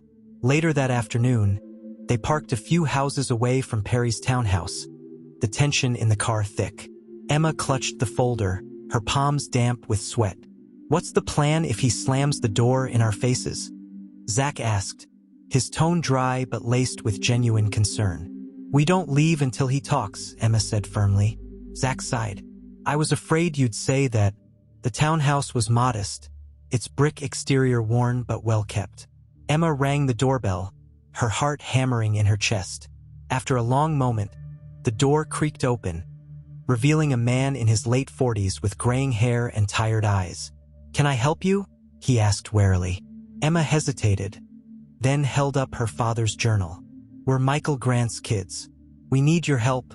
Perry's expression darkened, and he glanced over his shoulder as if checking for something or someone. You shouldn't be here, he said, his voice low. Please, Emma said, her desperation evident. We just want to know what happened to our dad. Perry's eyes flicked between them, his hesitation clear. Finally, he stepped aside, gesturing for them to come in. The interior of the townhouse was cluttered but cozy, with stacks of books and papers scattered on every surface. Perry led them to the living room and motioned for them to sit. You shouldn't have come looking for me, he said, pouring himself a drink. We didn't have a choice, Emma said. Our dad disappeared, and now our mom is gone too. We need answers. Perry sank into an armchair, his expression heavy. Michael was a good man, but he got involved in things he didn't understand. He thought he could outsmart them. Them? Zach asked. Perry nodded. Sable Strategies. They're not just a company. They're a front for people who deal in power, money, and secrets. Your father tried to walk away, but once you're in, you're never really out. Emma's stomach churned. What do they want from us? Perry hesitated, then said, Michael owed them something valuable. When he disappeared, that debt didn't vanish. It transferred to your family. What kind of debt? Zach demanded. Perry's gaze hardened. Information. Your father knew things that could ruin powerful people. Sable Strategies is desperate to make sure that information stays buried. Emma's mind raced. The journal, she murmured. What journal? Perry asked, his tone sharp. Emma pulled it from her bag, hesitating before handing it to him. Perry flipped through the pages, his expression darkening with each turn. This, he said, his voice trailing off. This is why they're after you. What does it mean? Emma asked. Perry closed the journal, his hands trembling slightly. It's a map, a blueprint of their operation. If this falls into the wrong hands, it could destroy everything they've built. Zach's eyes widened. So, Dad wasn't just running from them. He was fighting back. Perry nodded. But he underestimated them. If you're smart, you'll stop now and destroy this journal. Emma shook her head. We can't. We need to find our dad. Perry hesitated, then sighed. If you're determined to keep going, there's only one person who can help you now. Nathaniel Rhodes. Emma's chest tightened. We already went to him. He didn't tell us anything. Then you didn't ask the right questions, Perry said, his tone grave. Rhodes knows more than he lets on. But be careful. He's not your ally. As they left Perry's townhouse, Emma felt a renewed sense of urgency. The journal wasn't just a collection of random notes. It was the key to everything. But it also made them targets, and every step forward felt like walking a tighter rope. What now? Zach asked as they got back into the car. Emma stared at the journal in her lap, her determination solidifying. We go back to Rhodes. This time, we don't leave until he tells us the truth. Zach groaned. I hate this plan already. Emma didn't reply. Her focus was locked on the path ahead, even as the shadow of danger loomed larger than ever. The sun was beginning to set as Zach drove them back toward Chicago, the city skyline looming ahead like a distant promise and a threat. Emma sat silently in the passenger seat, clutching the journal to her chest. Perry's words replayed in her mind. Rhodes knows more than he lets on. But be careful, he's not your ally. Zach glanced at her, his jaw tight. You really think Rhodes is going to tell us anything useful this time? The guy practically kicked us out last time. Emma turned to him, her voice steady despite her nerves. He knows something, Zach. He has to. If Dad trusted him enough to write about him in the journal, he's part of this. Yeah, well, trusting Rhodes feels like asking to get stabbed in the back, Zach muttered, gripping the steering wheel. Emma didn't argue. The truth was, she didn't trust Rhodes either, but they were running out of options. Diane was gone. The man in the black suit was still out there, and every step forward seemed to lead them deeper into a labyrinth of lies and danger. When they finally arrived at the Everett building, the sky was painted in shades of deep orange and purple. The building's mirrored facade reflected the fading sunlight, making it look even more imposing than before. You ready for this? Zach asked as he parked the car. Emma nodded, though her hands trembled slightly. We don't have a choice. The lobby was quieter this time, the hum of the evening crowd replaced by a subdued stillness. The same receptionist sat behind the desk, her sharp eyes narrowing slightly as they approached. You're back, she said, her tone a mix of surprise and suspicion. We need to see Mr. Rhodes, Emma said firmly. The receptionist's lips thinned. Without an appointment, I can't let... It's urgent, Emma interrupted, her voice rising slightly. He'll want to hear what we have to say. The receptionist hesitated, then picked up the phone. She murmured something too quietly for them to hear, her gaze flicking toward them every few seconds. Finally, she hung up and gestured toward the private elevator. He's expecting you, she said curtly. Zach shot Emma a wary glance as they stepped into the elevator. This feels like a trap. It might be, Emma admitted. The ride to the 41st floor felt longer this time, the silence between them heavy with tension. When the doors opened, they found Rhodes's office unchanged, spacious, pristine, and eerily calm. Nathaniel Rhodes stood by the window, his back to them as he gazed out at the city. He didn't turn around as they entered, his hands clasped behind his back. You're persistent, he said, his tone both amused and annoyed. We need answers, Emma said, stepping forward. Rhodes finally turned to face them, his piercing blue eyes locking onto hers. And I told you before, persistence can be dangerous. Emma held up the journal, her hands trembling slightly. You knew my dad. You know what this is. Rhodes's gaze flicked to the journal, his expression unreadable. Where did you get that? He left it for us, Emma said. It's the only thing we have that explains what's going on. And it keeps leading back to you. Rhodes studied her for a long moment, then sighed and gestured toward the chairs in front of his desk. Sit. Emma and Zach sat, their nerves on edge as Rhodes leaned against his desk, his arms crossed. Your father was a complicated man, Rhodes began, his tone measured. He wanted to do the right thing, but he didn't always understand the cost of his choices. What does that mean? Emma asked. Rhodes's gaze sharpened. It means Michael got involved with people far more powerful and dangerous than he realized. Sable Strategies is just one part of a much larger machine. And you're part of it, Zack said. His voice edged with accusation. Rhodes's lips twitched into a faint smirk. I'm a gatekeeper, as your father so eloquently put it. My job is to maintain order, to ensure that certain truths remain hidden. Emma's stomach churned. What truths? Rhodes's smile faded. The kind that destroy lives. He gestured toward the journal. Your father thought he could expose the machine from the inside. He wanted to reveal the corruption, the manipulation, the secrets that keep people like me in power. But he underestimated how far we'd go to protect what we've built. Emma's hands tightened around the journal. What happened to him? Where is he? Rhodes's expression darkened. Michael ran out of time. He thought he could disappear. But no one escapes the machine. Zack leaned forward, his anger boiling over. So what? You had him killed? Rhodes didn't flinch. If Michael is dead, it wasn't by my hand. But he made enemies, and enemies don't forget. Emma's chest tightened. You said the debt passed to us. What do you want from us? Rhodes hesitated, then said, the journal. It contains information that could dismantle everything. If you give it to me, I can protect you. Emma's heart pounded. Why should we trust you?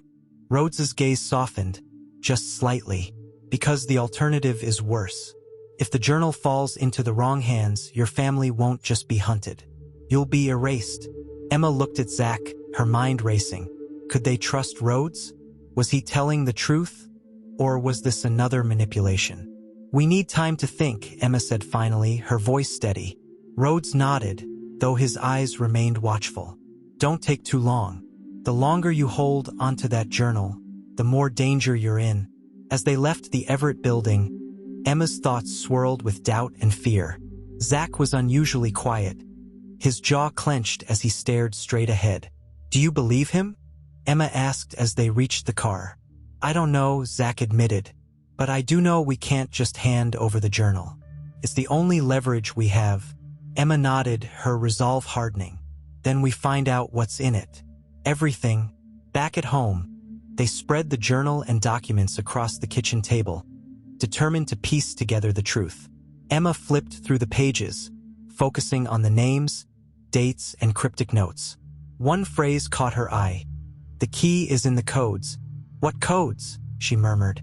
Zack leaned over, frowning. Look at the margins.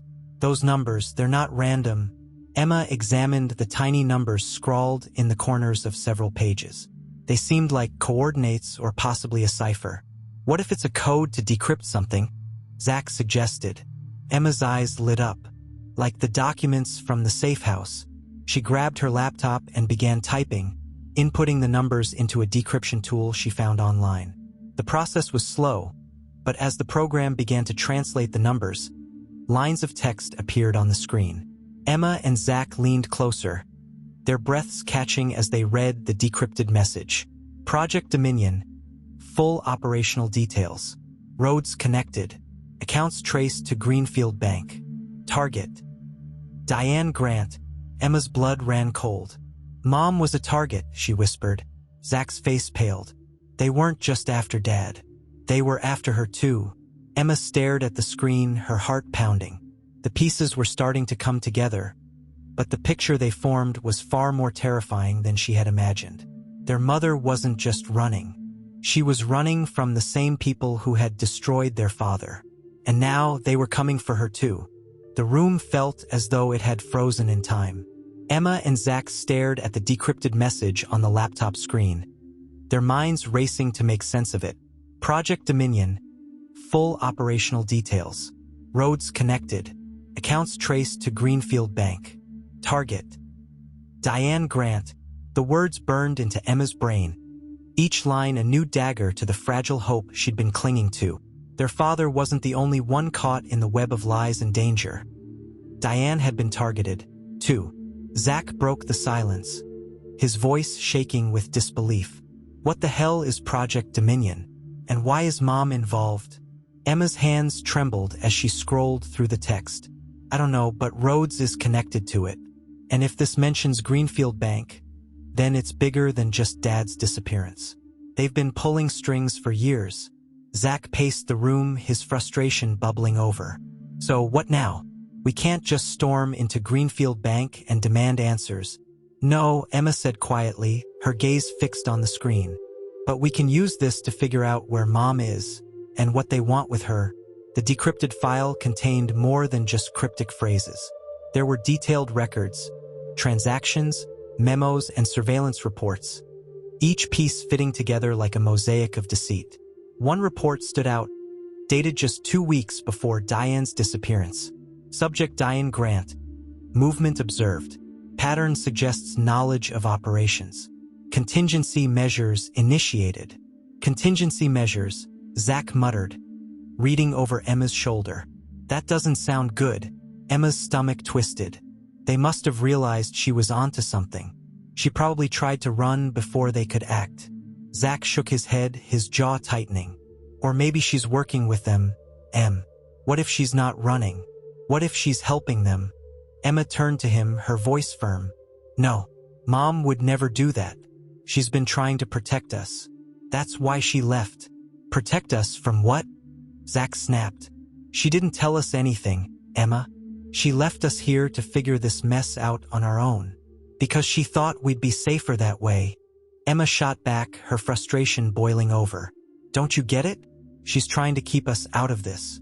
But we're already in it, Zach. We've been in it since Dad disappeared. Zach didn't respond. Instead, he dropped into a chair, running his hands through his hair. The siblings spent hours combing through the decrypted files, piecing together fragments of information. The name Project Dominion appeared repeatedly, often accompanied by references to Sable Strategies and Greenfield Bank. One document outlined a series of offshore accounts linked to high-profile individuals and corporations, all tied to the same organization. It's a money laundering operation, Zach said, his voice flat. Sable Strategies is the front, and Greenfield Bank is the funnel. Emma nodded, her eyes scanning the page. But it's more than that. Look, this isn't just about money. It's about power. These accounts fund blackmail schemes, political manipulation, even corporate takeovers. And somehow, Dad got caught in the middle, Zach said bitterly. Emma's fingers froze as she scrolled to the next page. A list of names appeared, each one marked with a status. Neutralized, active, under surveillance. She gasped. Zach, look at this. He leaned closer, his eyes narrowing as he read the list. Near the bottom, 2 names stood out. Michael Grant, neutralized. Diane Grant, under surveillance. Zach's face hardened. Neutralized? That's what they're calling it. Emma's chest tightened as tears pricked her eyes. They think he's dead. But if they're still watching Mom, it means she's alive. And they're afraid of what she knows. Zach sat back, his expression grim. So we have to find her before they do. Their next move was clear. Greenfield Bank held the key to uncovering Project Dominion and tracking Diane's whereabouts. But accessing a private institution like Greenfield Bank wasn't going to be easy. Emma pulled up the bank's website, scanning its client services and security policies. There has to be a way in, she muttered. Zach frowned. We can't just walk in there, Em. This place probably has tighter security than the Pentagon. Emma's eyes lit up as she found what she was looking for. A list of branch managers and their contact information. One name caught her attention. Harold Cleary, Vice President of Operations. Harold Cleary, she murmured. If he's in operations, he'd have access to the accounts. Zach raised an eyebrow. And what? We just call him and ask nicely for classified information? Emma ignored his sarcasm, typing Cleary's name into a search engine. After a few minutes of digging, she found his social media profiles, including photos of him at various events. Look at this, she said, pointing to a photo of Cleary at a charity gala. He was standing beside a banner for an organization called Future Leaders Initiative. Zach frowned. What does that have to do with anything? Emma scrolled to another photo, this one showing Cleary with a group of young volunteers. He's hosting a networking event tomorrow night, she said. If we can get in, we might be able to talk to him. Zach groaned. You're serious? You want to crash a networking event to interrogate a bank executive. Do you have a better idea? Emma shot back. The next evening, Emma and Zach stood outside the event venue, dressed in borrowed formal wear that barely fit. The venue was a sleek conference hall, its glass facade glowing with warm light. "This is insane," Zach muttered, adjusting his ill-fitting tie. "We're gonna stick out like sore thumbs." Emma straightened her dress, her nerves jangling. "Just follow my lead." They slipped inside, blending into the crowd of attendees. The room buzzed with conversation and laughter, and a live jazz band played softly in the background.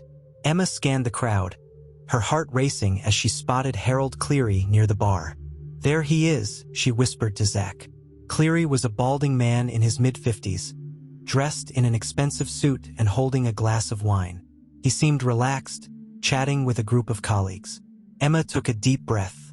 "Stay here. I'll handle this." Zach grabbed her arm. "Be careful." Emma nodded and approached Cleary, her palms sweating. "Mr. Cleary?" she said, forcing a smile. He turned to her, his expression polite but curious. "Yes, my name's Emma. I was hoping to speak with you about Greenfield Bank." Cleary's polite smile faltered. "I'm sorry, but this isn't the time or place for business discussions." "Please," Emma said, lowering her voice. "It's about Project Dominion." Cleary's face paled, and he glanced around nervously. "I don't know what you're talking about," he said quickly. Emma leaned closer, her voice urgent. "You do. My father was Michael Grant. He worked with Sable Strategies. I know what's going on, and I need your help." Cleary stared at her, his expression torn between fear and guilt. After a long pause, he sighed. "Not here. Meet me at the coffee shop across the street in 20 minutes. Emma returned to Zach, her heart pounding. "He's gonna talk to us." Zach raised an eyebrow. "Or he's setting us up." Emma didn't respond. She didn't have time to doubt. At the coffee shop, Cleary arrived exactly 20 minutes later, his demeanor tense. He sat across from Emma and Zach, glancing nervously at the door. "You shouldn't have come to me," he said. "If they find out—" "Please," Emma interrupted. "We just want to find our mom. She's in danger." Cleary sighed, rubbing his temples. "You don't understand what you're dealing with. Project Dominion isn't just about money. It's about control, power. Your father tried to expose it, and now they're coming for anyone connected to him." Emma's voice shook. "Where's my mom?" Cleary hesitated, then scribbled an address on a napkin. "She was last seen here, but if you go after her, you'll be walking into a trap." Emma grabbed the napkin, her resolve unwavering. "We'll take that chance." Cleary stood abruptly, his face etched with fear. "I can't help you anymore. If they catch me—" He stopped mid-sentence, his eyes widening as he looked past them. Emma turned just in time to see a man in a black suit entering the coffee shop. "Run," Cleary whispered. The word "run" snapped Emma and Zach into motion as if a switch had been flipped. They bolted from the table, knocking over chairs and nearly colliding with a server. The man in the black suit moved toward them, his face an unsettling mask of calm determination. "Go, go," Zach urged, pulling Emma toward the door. The coffee shop erupted into chaos as customers shouted and scrambled to get out of the way. Emma clutched the napkin with the address written on it, her heart pounding as they burst into the cold Chicago night. Outside, the streets were crowded, the sounds of car horns and voices a deafening backdrop. Emma glanced over her shoulder and saw the man following them, his movements deliberate and unhurried, as though he had all the time in the world. "This way," Zach shouted, yanking her toward a narrow alley. They ducked into the shadows, the cold air biting at their skin as they ran past dumpsters and stacks of wooden crates. Emma's lungs burned, but she didn't dare slow down. "Where does this lead?" she gasped. "No idea," Zach replied. The alley opened into a backstreet lined with delivery trucks and parked cars. Zach spotted a cab idling at the curb and waved frantically. "Hey, we need a ride." The cab driver hesitated, his eyes narrowing as he took in their disheveled appearance. But the sight of the man in the black suit emerging from the alley seemed to convince him. "Get in," the driver shouted. Emma and Zach dove into the back seat as the cab sped away. Emma looked out the rear window, her stomach knotting as the man in the black suit stood motionless in the street, watching them disappear. The cab ride was tense, the silence between Emma and Zach filled with unspoken fears. The address on the napkin felt like a lifeline and a curse, a destination that could either bring them closer to the truth or lead them into greater danger. "You okay?" Zach asked finally, his voice softer now. Emma nodded, though her hands still trembled. "We're getting close, Zach. Can feel it." Zach glanced at her, his expression a mix of concern and admiration. "You're braver than I am. You know that?" Emma managed a small smile. "We're in this together." The address led them to an abandoned warehouse on the outskirts of the city. The building was massive, its exterior weathered and graffiti-stained. Broken windows and rusted metal gave it an air of decay, but there was something unsettling about the faint glow of light spilling from one of the upper floors. "You've got to be kidding me," Zach muttered as they approached. Emma studied the building, her gut twisting. "This is it. Mom was here." Zach sighed. "Yeah, and I'm sure it's just a cozy little reunion spot." They slipped through a broken gate and made their way to the entrance, their footsteps crunching on gravel. Inside, the air was damp and heavy, the faint smell of oil and rust hanging in the air. "Stay close," Emma whispered. Zach nodded, his eyes darting nervously around the shadows.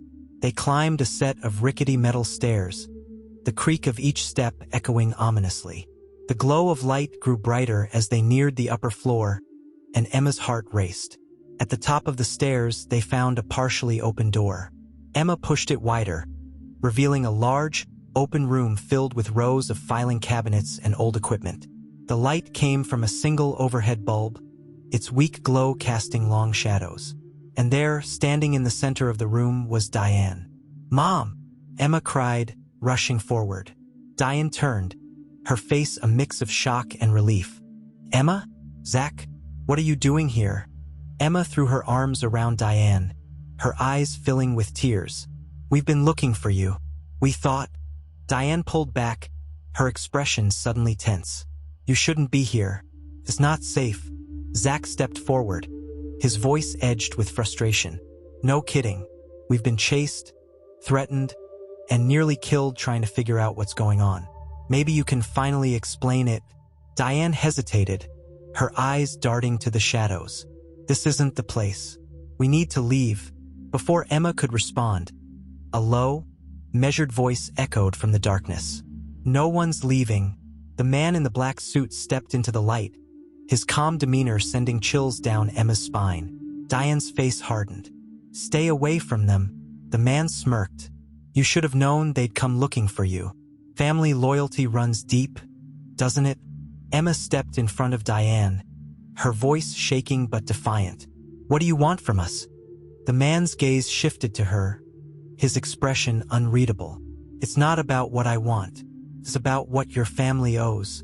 Diane's hand tightened on Emma's shoulder. "They don't owe you anything."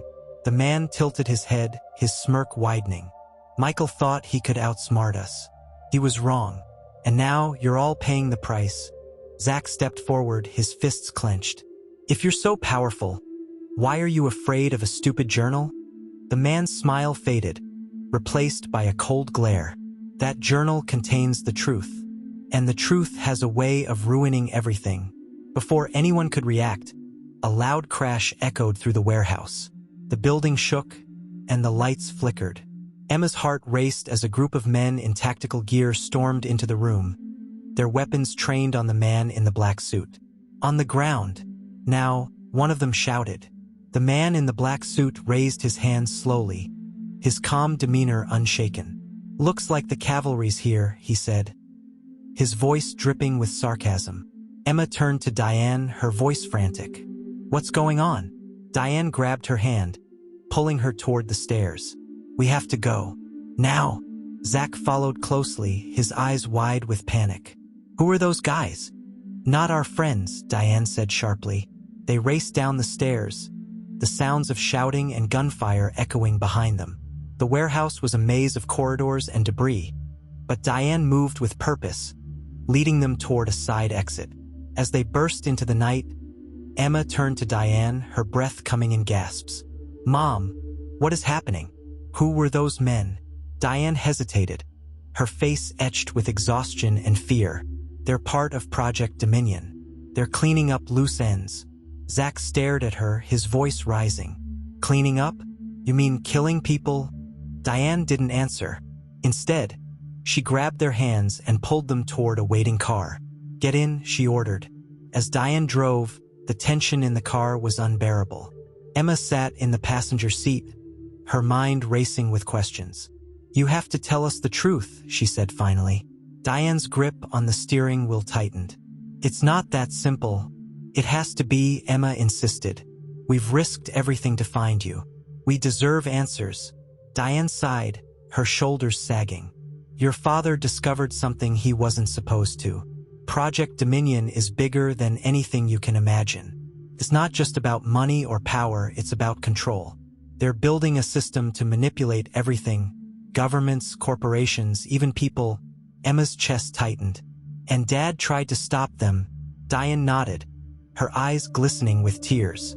"He thought he could expose them, but he underestimated how far they'd go to protect their secrets."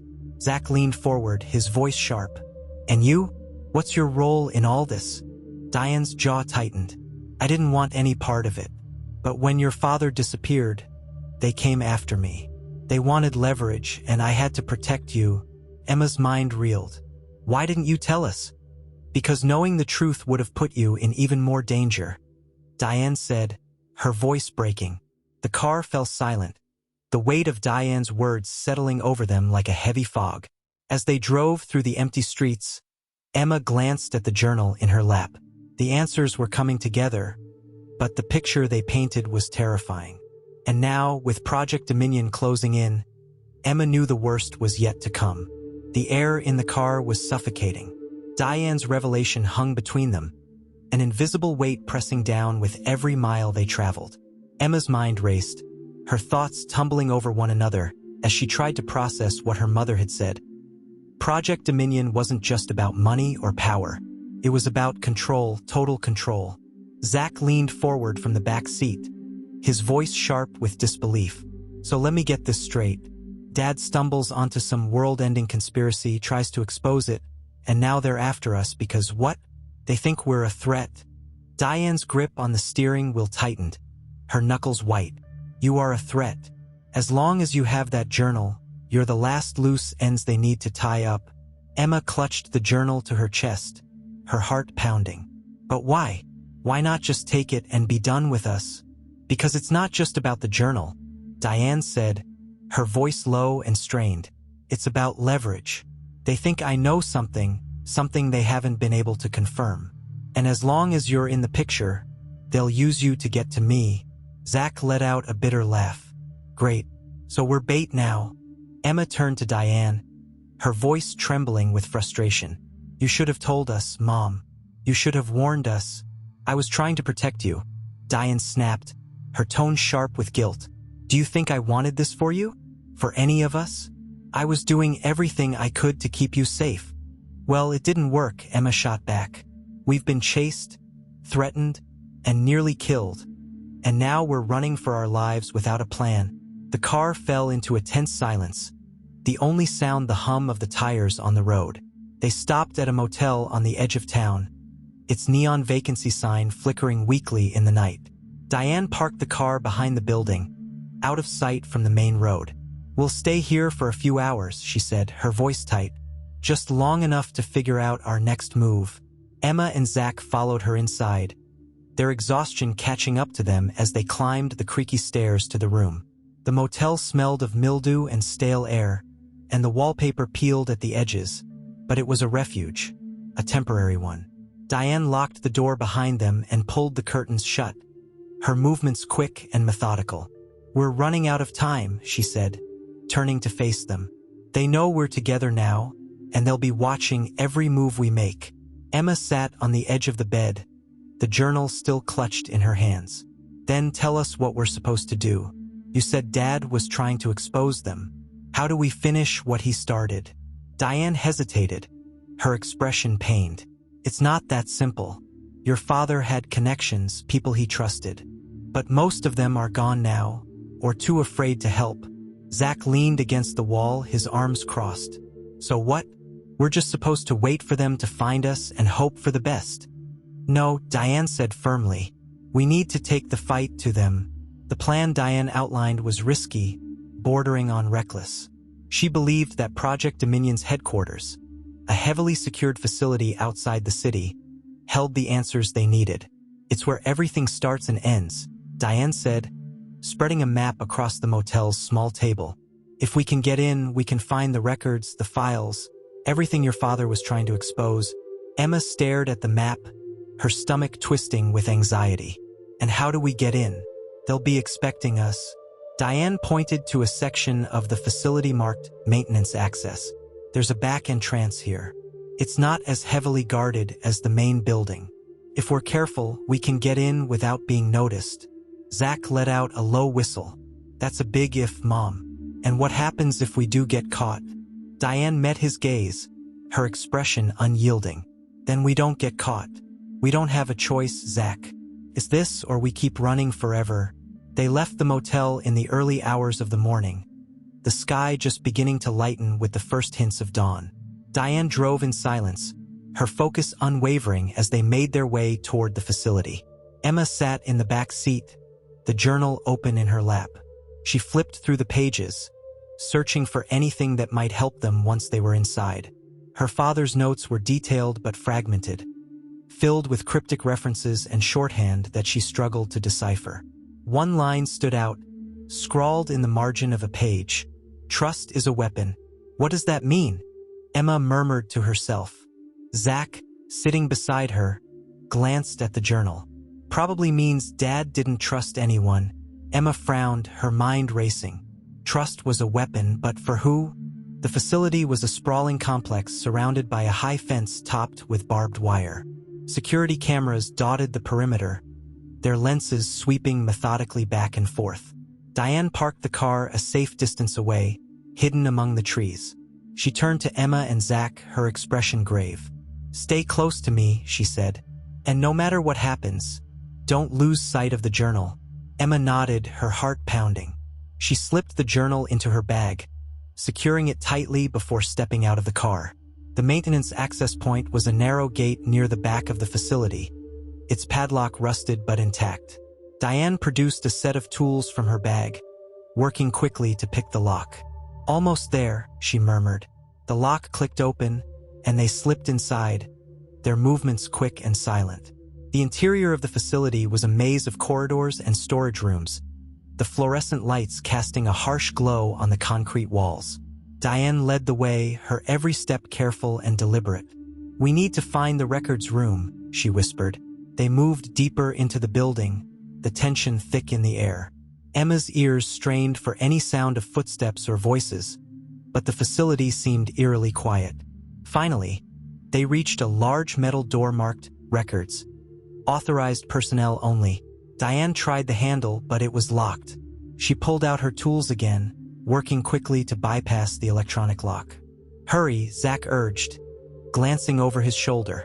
Diane nodded, her hands steady despite the pressure. The lock beeped, and the door clicked open. They slipped inside, finding themselves in a vast room filled with rows of filing cabinets and computer terminals. Start looking, Diane said. Emma and Zach began searching through the files, their fingers flying over folders and documents. The scale of the operation was overwhelming: financial records, surveillance logs, and detailed reports of political influence campaigns. Emma's hands trembled as she opened a folder labeled Grant, Michael Case File. The file contained pages of surveillance photos, transcripts of phone calls, and a detailed timeline of her father's activities in the months leading up to his disappearance. They were tracking him for years, Emma whispered, her voice shaking. Zach looked over her shoulder, his expression grim. They knew everything. Diane appeared beside them, her face pale as she held up a document. Look at this. Emma took the paper, her eyes scanning the text. It was a memo marked Priority 1, Grant Family Containment. Her stomach churned as she read the last line. Terminate all loose ends. Before they could process the implications, the sound of footsteps echoed in the hallway. Diane's eyes widened, and she motioned for them to hide. Emma and Zach ducked behind a row of filing cabinets, their breaths shallow as the door opened. "Check every corner," a voice commanded. Emma clutched the journal tightly, her heart pounding as the footsteps drew closer. They were out of time. The footsteps grew louder, methodical, and unhurried. Emma crouched lower behind the filing cabinet, her pulse thundering in her ears. She clutched the journal to her chest, her fingers trembling as the weight of the last memo, "Terminate all loose ends," hung over her like a death sentence. Zach crouched beside her, his breathing shallow but his eyes sharp, scanning their surroundings for any chance of escape. Diane pressed herself against the far wall, her hand resting on the handle of a drawer she'd left slightly ajar, ready to grab whatever she could use as a weapon. The door creaked as it opened wider, and a voice echoed through the room. "They're in here. Spread out." Emma froze. The voice was calm, calculated. She didn't need to see him to know it was the man in the black suit. The first agent moved along the row of filing cabinets closest to the door, his heavy boots crunching against the concrete floor. Another followed, their flashlights sweeping across the room, slicing through the shadows. Emma's breath caught as a beam of light passed dangerously close to her and Zach. She grabbed his arm, squeezing it tightly, willing him to stay still. Diane's eyes locked with Emma's from across the room. She gestured subtly toward the far corner, where an emergency exit sign glowed faintly above a metal door. It was their only way out. Emma nodded, understanding Diane's unspoken plan. She waited until the nearest agent turned his back, then motioned for Zach to follow her. They moved as quietly as possible, inching their way along the row of cabinets. The exit door felt impossibly far away, every step a gamble that the agents wouldn't hear the faint scuff of their shoes against the floor. Diane watched them go, her jaw clenched. She knew what had to be done.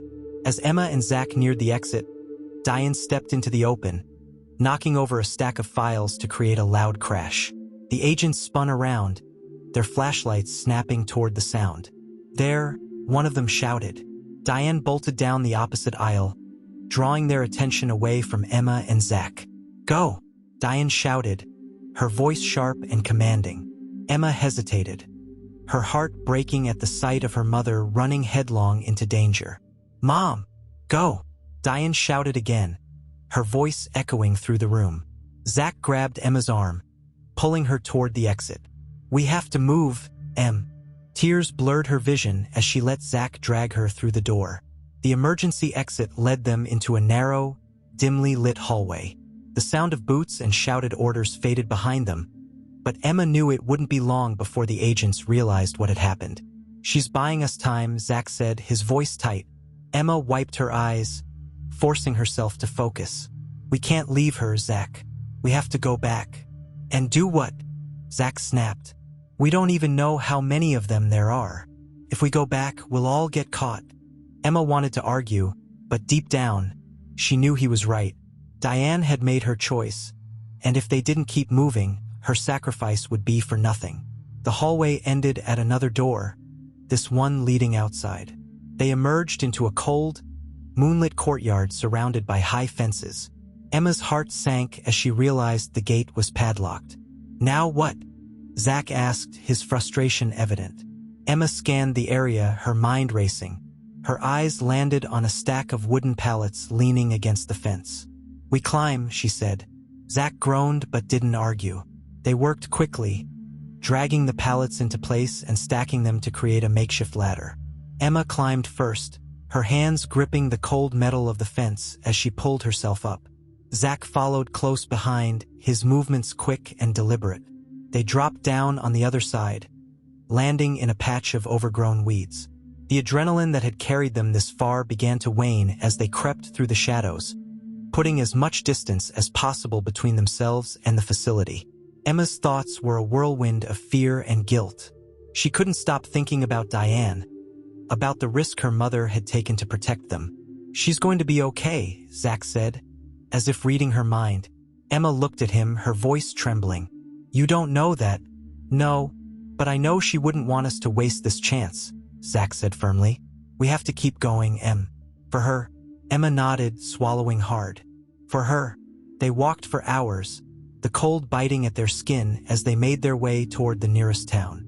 By the time they reached a small gas station on the outskirts, dawn was breaking, the sky painted in soft hues of pink and gold. Inside, the clerk barely glanced at them as Emma bought a map and a bottle of water. She spread the map out on a nearby table, her eyes scanning the area for their next move. We need to figure out where to go, she said, her voice edged with exhaustion. Zach leaned over the map, frowning. What about the journal? Does it say anything about another safe house or contact? Emma pulled the journal from her bag, flipping through the pages. Her eyes landed on a note scrawled in the margin of one of the last entries. If all else fails, the lighthouse. The lighthouse, Emma murmured. Zach raised an eyebrow. What lighthouse? Emma thought for a moment, her mind racing. Then she remembered a story her father had told them years ago about a trip to the coast when he was younger. He'd mentioned a lighthouse, isolated, forgotten, and perched on the edge of a rocky cliff. I think I know where it is, she said. Zach sighed. Of course you do. And let me guess. It's not close. Emma managed a small, tired smile. Nope. They hitched a ride with a truck driver heading toward the coast, their exhaustion turning the hours into a blur. Emma clutched the journal tightly, the weight of its secrets pressing down on her. She couldn't stop thinking about Diane. Was she still alive? Had she escaped? The uncertainty was a constant ache, but Emma forced herself to focus on the mission.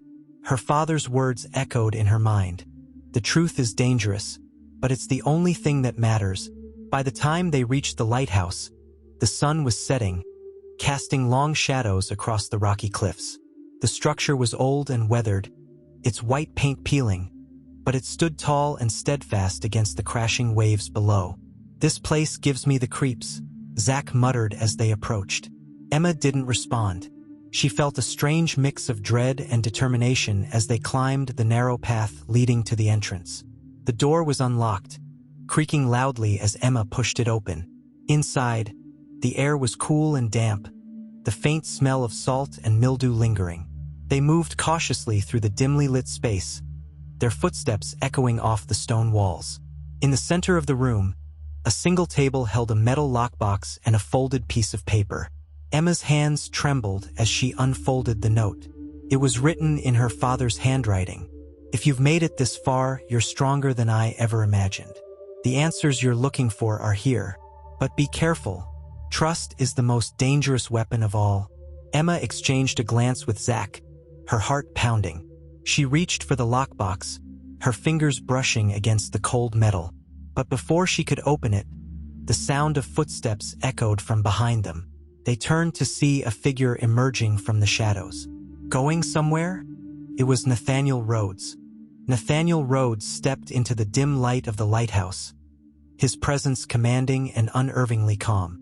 The sound of waves crashing against the cliffs below seemed to grow louder, a reminder of how isolated they were. Emma instinctively stepped in front of Zach, the journal clutched tightly against her chest. How did you find us? Rhodes smirked, the faintest flicker of amusement playing on his lips. You underestimate the reach of Project Dominion. Your movements are predictable, Emma, especially when your father left breadcrumbs for you to follow. Zach stepped forward, his fists clenched. If you think we're just going to hand this over, you're out of your mind. Rhodes raised a hand, his expression calm but authoritative. Let's not waste time with dramatics. You've been digging into something far bigger than you realize. I warned you to stop. Now, I'm here to clean up the mess your father left behind. Emma's heart pounded. Why do you care so much about this journal? What are you so afraid of? Rhodes's smirk faded, replaced by a cold, calculating stare. Afraid? No, Emma. What you're holding isn't just a journal.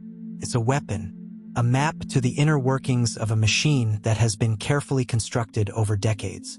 If that information gets out, it won't just dismantle Project Dominion. It will dismantle everything. Emma tightened her grip on the journal. Maybe it deserves to be dismantled. Rhodes sighed, as if speaking to a child who simply didn't understand. Your father thought the same thing. Look where it got him. And now you're making the same mistake. The tension in the room was electric. Rhodes stood between them and the only exit, his presence a wall they couldn't hope to move. Emma glanced at Zach, her mind racing. They had to do something. You've got one chance, Rhodes said, his voice low and menacing. Hand over the journal, and I'll ensure this ends here and now. No more chasing, no more running. You'll be free to go. Zach let out a bitter laugh. And you expect us to believe that? After everything you've done? Rhodes shrugged. Believe what you want, but I can assure you, refusing my offer will not end well for either of you. Emma's gaze shifted to the lockbox on the table. Whatever was inside, her father had left it for them. It had to be important enough that Rhodes hadn't taken it himself. She made her decision in an instant. You'll have to take it from me, Emma said, her voice steady despite the fear twisting in her gut. Rhodes's expression darkened. So be it.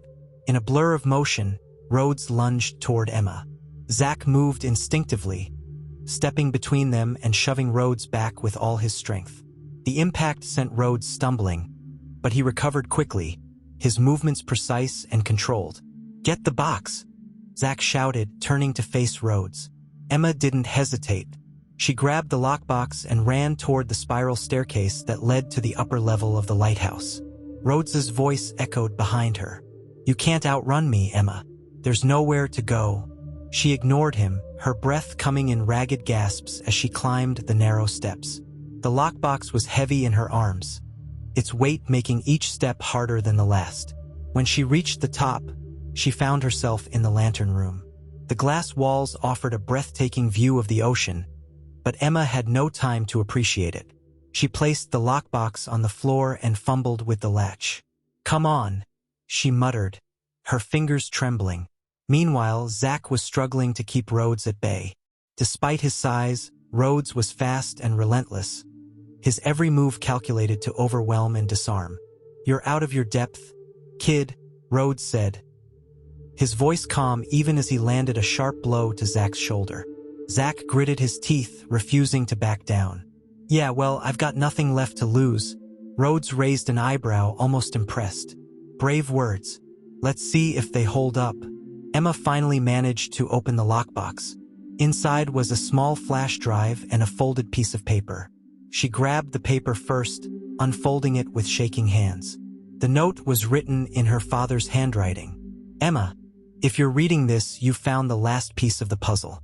The flash drive contains everything, names, accounts, and records that will expose Project Dominion for what it truly is. Take it to someone you trust. And remember, trust is a weapon. Use it wisely. Emma stared at the flash drive, her mind reeling. This was it, the proof her father had risked everything to protect. Footsteps echoed on the stairs, and Emma's heart leapt. She stuffed the flash drive and the note into her bag just as Rhodes appeared in the doorway, his cold eyes locking onto her. You've gone far enough, he said, his voice like ice. Emma backed away, her mind racing. Behind Rhodes, she could see Zach struggling to climb the stairs, his face bruised but determined. Leave her alone, Zach shouted, throwing himself at Rhodes. The impact sent them both crashing into the lantern room. Rhodes recovered quickly, grabbing Zach by the collar and slamming him against the wall. Emma's fear turned to fury. She grabbed a heavy wrench from the floor and swung it with all her strength, hitting Rhodes squarely in the shoulder. He stumbled, releasing Zach and turning toward Emma with a dangerous glint in his eye. You're making a mistake, he said, his voice low and menacing. Emma tightened her grip on the wrench. No, the mistake was thinking we'd give up. The sound of sirens pierced the air, growing louder with each passing second. Rhodes's expression flickered with annoyance as he glanced toward the window. You called the cops? He asked, his tone almost mocking. Emma shook her head, her voice steady. We didn't have to. They've been watching you, too. For the first time, Rhodes seemed unsettled. He took a step back, his gaze darting between Emma and Zach. This isn't over, he said, his voice cold. He turned and fled down the stairs, his footsteps echoing in the silence that followed. The police arrived moments later, their lights cutting through the darkness. Emma and Zach emerged from the lighthouse, exhausted but triumphant. An officer approached them, his expression serious. "Are you two okay?" Emma nodded, clutching her bag tightly. "We're fine, but you need to find him. Nathaniel Rhodes. He's dangerous." The officer's brow furrowed. "We'll take care of it later." As they sat in the back of an ambulance, Emma pulled the flash drive from her bag and stared at it. It felt impossibly small for something so important, so dangerous. "What now?" Zach asked, his voice hoarse. Emma looked at him, her expression resolute. "We finish what Dad started." The drive back to safety felt like a blur. Emma sat in the passenger seat of the police cruiser, the flash drive clutched tightly in her hand, while Zach rode silently in the back. The officer driving them, a grizzled man in his 50s named Detective Harris, hadn't said much since picking them up at the lighthouse. His face was set in a grim mask, his eyes flicking between the road and the rearview mirror. "You're lucky we were watching that facility," Harris said finally, his voice rough but not unkind. "If we hadn't intercepted Rhodes' men, things could have ended a lot worse." Emma tightened her grip on the flash drive. "What do you know about Rhodes?" Harris glanced at her, his expression unreadable. "Enough to know he's bad news. Sable Strategies isn't just a front, it's a pipeline for corruption. Blackmail, fraud, international deals that never see the light of day. Rhodes is one of their top operatives. But he's not the one pulling the strings." Zach leaned forward, his voice sharp. "Then who is?" Harris sighed, his grip tightening on the steering wheel. "That's the million-dollar question. And if you've got what I think you do, you might finally give us the answers we need." Emma exchanged a glance with Zach, her heart pounding. The weight of the flash drive in her hand felt heavier than ever. The car pulled into the parking lot of a small police precinct on the outskirts of a nearby town. Harris ushered them inside, his demeanor shifting from grim to focused as he led them into a private conference room. "Wait here," he said, closing the door behind him. Emma sat down, placing the flash drive on the table in front of her. Zach paced the room, his frustration evident. "This feels wrong," he muttered. "What if Harris is just another cog in the machine? What if he's working with Rhodes?" Emma looked at him, her expression torn. "I don't think so. He helped us, Zach. He could have turned us over to them, but he didn't." Zach stopped pacing, his jaw tightening. "That doesn't mean we can trust him." Emma hesitated, her father's words echoing in her mind. "Trust is a weapon." Harris returned a few minutes later with a laptop and a small team of plainclothes officers. He placed the laptop on the table and gestured for Emma to hand over the flash drive. "Let's see what we're dealing with," he said. Emma hesitated, her fingers lingering on the flash drive. She looked at Harris, searching his face for any sign of deception. Finally, she handed it to him. Harris inserted the drive into the laptop, and the screen flickered to life. Files began populating the screen: names, account numbers, transaction records, and a folder labeled Project Dominion Executive Files. One of the officers let out a low whistle. "This is a gold mine." Harris's eyes narrowed as he opened the executive files. The documents detailed a sprawling network of influence, linking Sable Strategies to high-ranking officials, multinational corporations, and secret offshore accounts. "Rhodes wasn't lying," Harris muttered. "This isn't just corruption. It's a global operation." Emma leaned over, her eyes scanning the names on the screen. One caught her attention: Diane Grant, asset evaluation pending. Her stomach turned. "What does that mean?" Harris frowned. "It means they weren't done with your mother. They were still deciding how to use her." Zach's face darkened. "Or how to get rid of her." The room fell silent as Harris opened another folder. Inside was a detailed timeline of events leading up to Michael Grant's disappearance. Emma's throat tightened as she read the entries. March 12th. Michael Grant begins leaking information to outside sources. Risk assessment elevated. April 4th, initial attempt to neutralize Grant unsuccessful. Subject in hiding. May 20th, contingency measures initiated. Full termination authorized. Emma's hands clenched into fists. "They killed him." Harris looked at her, his expression heavy. It looks that way, but there's something else here. Look. He clicked on a subfolder labeled Grant Family, Priority Assets. Inside were surveillance photos of Diane, Emma, and Zach, along with detailed notes about their movements and activities. They've been watching you for years, Harris said, his voice grim. Emma's heart pounded as she spotted a recent entry. Target location verified. Operation Final Sweep authorized. What's Operation Final Sweep? Zach asked, his voice edged with panic. Harris's jaw tightened. It means they're done playing games. They're going to eliminate every loose end, including you. Before they could process the gravity of Harris's words, the precinct's power flickered. The room was plunged into darkness, the faint hum of emergency lighting casting an eerie glow. Harris's hand went to his gun. Stay here. Emma and Zach exchanged a panicked glance as Harris and his team left the room. The sound of hurried footsteps echoed down the hall, followed by the distant thud of doors being forced open. Emma grabbed the laptop and the flash drive, shoving them into her bag. We can't stay here. Zach nodded, his face pale. Let's go. They slipped out of the room and into the darkened hallway, moving as quietly as possible. The air was thick with tension, every sound amplified by the silence. As they rounded a corner, they froze. Standing at the end of the hall was the man in the black suit. He smiled coldly. You've been busy. Zach stepped in front of Emma, his fists clenched. Stay back. The man tilted his head, his calm demeanor unnerving. You should have stayed at the lighthouse. Now, you've made this much more complicated than it needed to be. Emma's mind raced. She glanced at a side door marked Exit, calculating the distance. Run, she whispered to Zach. No way, he whispered back. The man in the black suit took a step forward, his smile fading. Hand over the drive, and I might let you walk out of here. Emma tightened her grip on her bag. Never. The man sighed, as if disappointed. Suit yourself. Before he could move, Harris appeared behind him, his gun drawn. Hands where I can see them, Harris barked.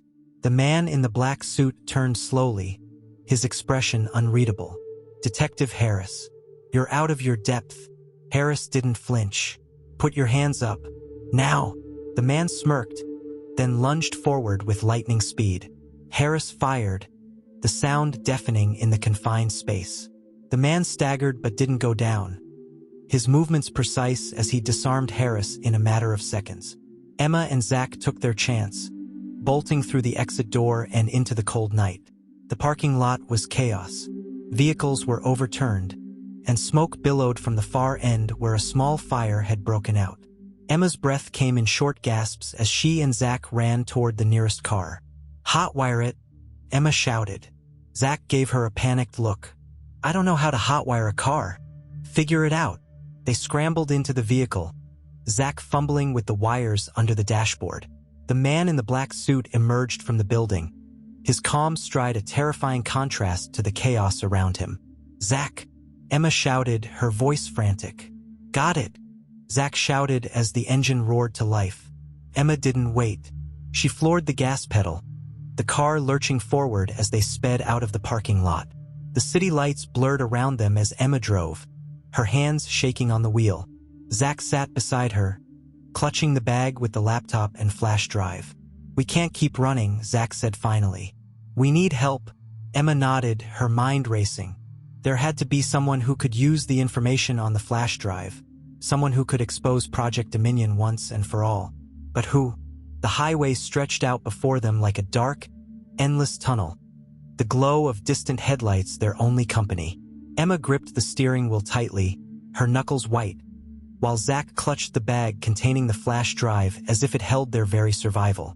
The silence between them was heavy, broken only by the hum of the car's engine.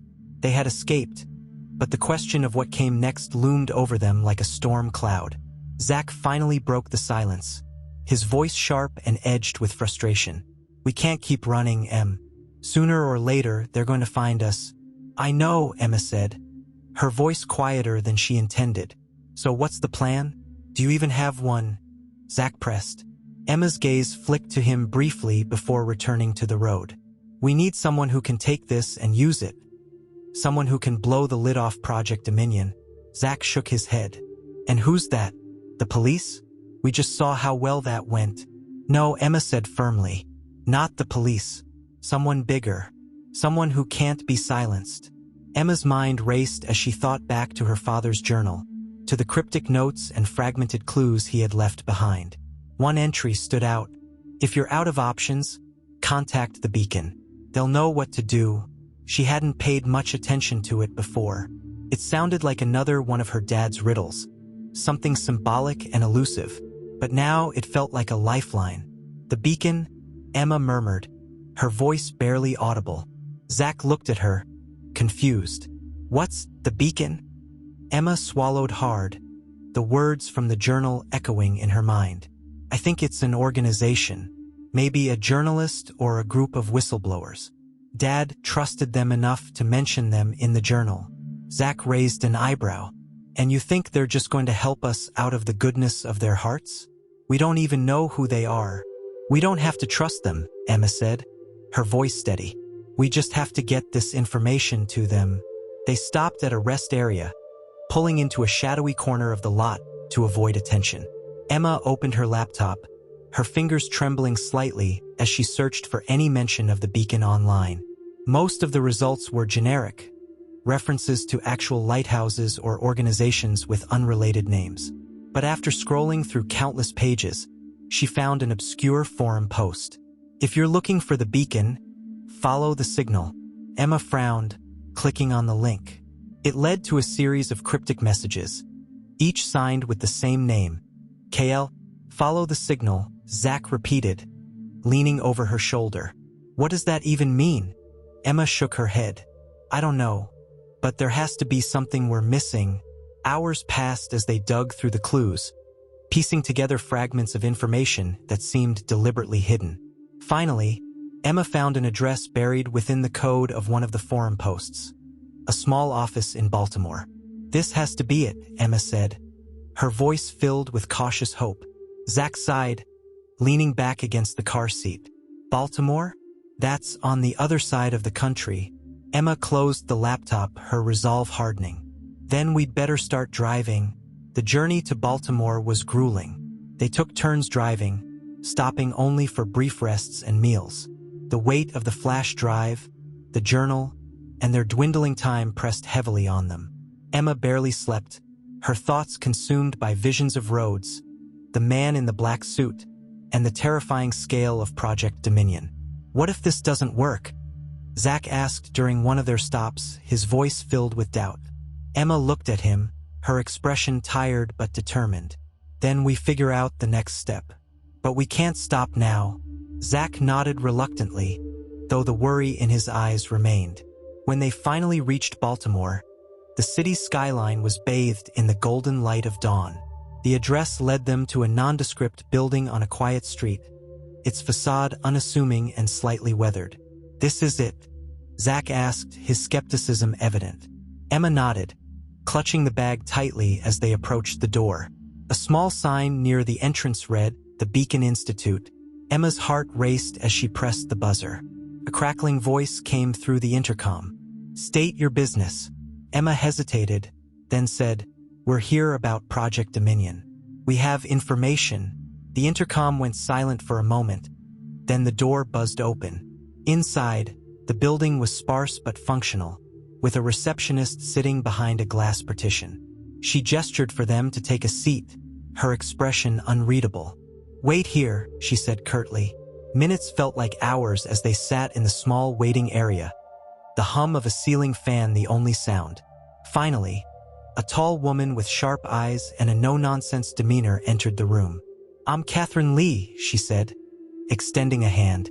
"You're the ones claiming to have information on Project Dominion?" Emma stood, her grip on the bag tightening. "Yes, my father was Michael Grant." Catherine's expression softened slightly at the name. Michael Grant. "He was one of the bravest men I've ever known." "You knew him?" Zack asked, surprised. Catherine nodded. "He worked with us for years, feeding us intel and exposing Dominion's operations. We thought we'd lost everything when he disappeared. Emma pulled the flash drive from the bag, her hands trembling. He left this for us. It has everything. Names, accounts, records. Catherine's eyes widened as she took the flash drive. If this is what I think it is, you might have just given us the break we've been waiting for. Catherine led them into a secure room filled with monitors and computer equipment. She inserted the flash drive into a terminal, her fingers flying across the keyboard as she accessed the files. The screen filled with data, transaction records, surveillance logs, and detailed memos about Dominion's operations. Catherine's expression grew darker with each document she opened. This is bigger than we ever imagined, she said, her voice barely above a whisper. Emma watched as Catherine opened a folder labeled Priority Targets. Her stomach churned as she saw her family's names listed alongside others. They were planning to wipe out everyone connected to Michael, Catherine said, her voice tight. But this changes everything. Zach leaned forward, his voice sharp. How? How does this stop them? Catherine looked at him, her eyes filled with determination. With this, we can expose them. We can take this to the media, to international watchdogs. Once this goes public, they won't be able to hide anymore. Emma's heart swelled with hope, but it was quickly tempered by doubt. What about Rhodes? What about the people still out there? Catherine's expression darkened. Rhodes won't go down easily. He'll try to silence this before it gets out. But we have contingencies in place. If he makes a move, we'll be ready. Hours passed as Catherine and her team worked to decrypt and organize the files. Emma and Zach stayed close, watching as their father's work finally came to life. But even as progress was made, Emma couldn't shake the feeling that something was coming, that Rhodes wouldn't let this go without a fight. Her instincts proved correct when an alert blared through the building. Perimeter breach. A voice called over the intercom. Emma's blood ran cold. The blaring alert sent the room into chaos. Catherine Lee's sharp commands echoed over the din, her team springing into action as screens filled with live security footage. On one of the monitors, Emma saw the unmistakable figure of the man in the black suit stepping out of a sleek, black SUV.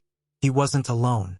Two more figures, dressed in tactical gear, flanked him. They moved with precision, scanning the building's exterior like predators circling prey. How did they find us?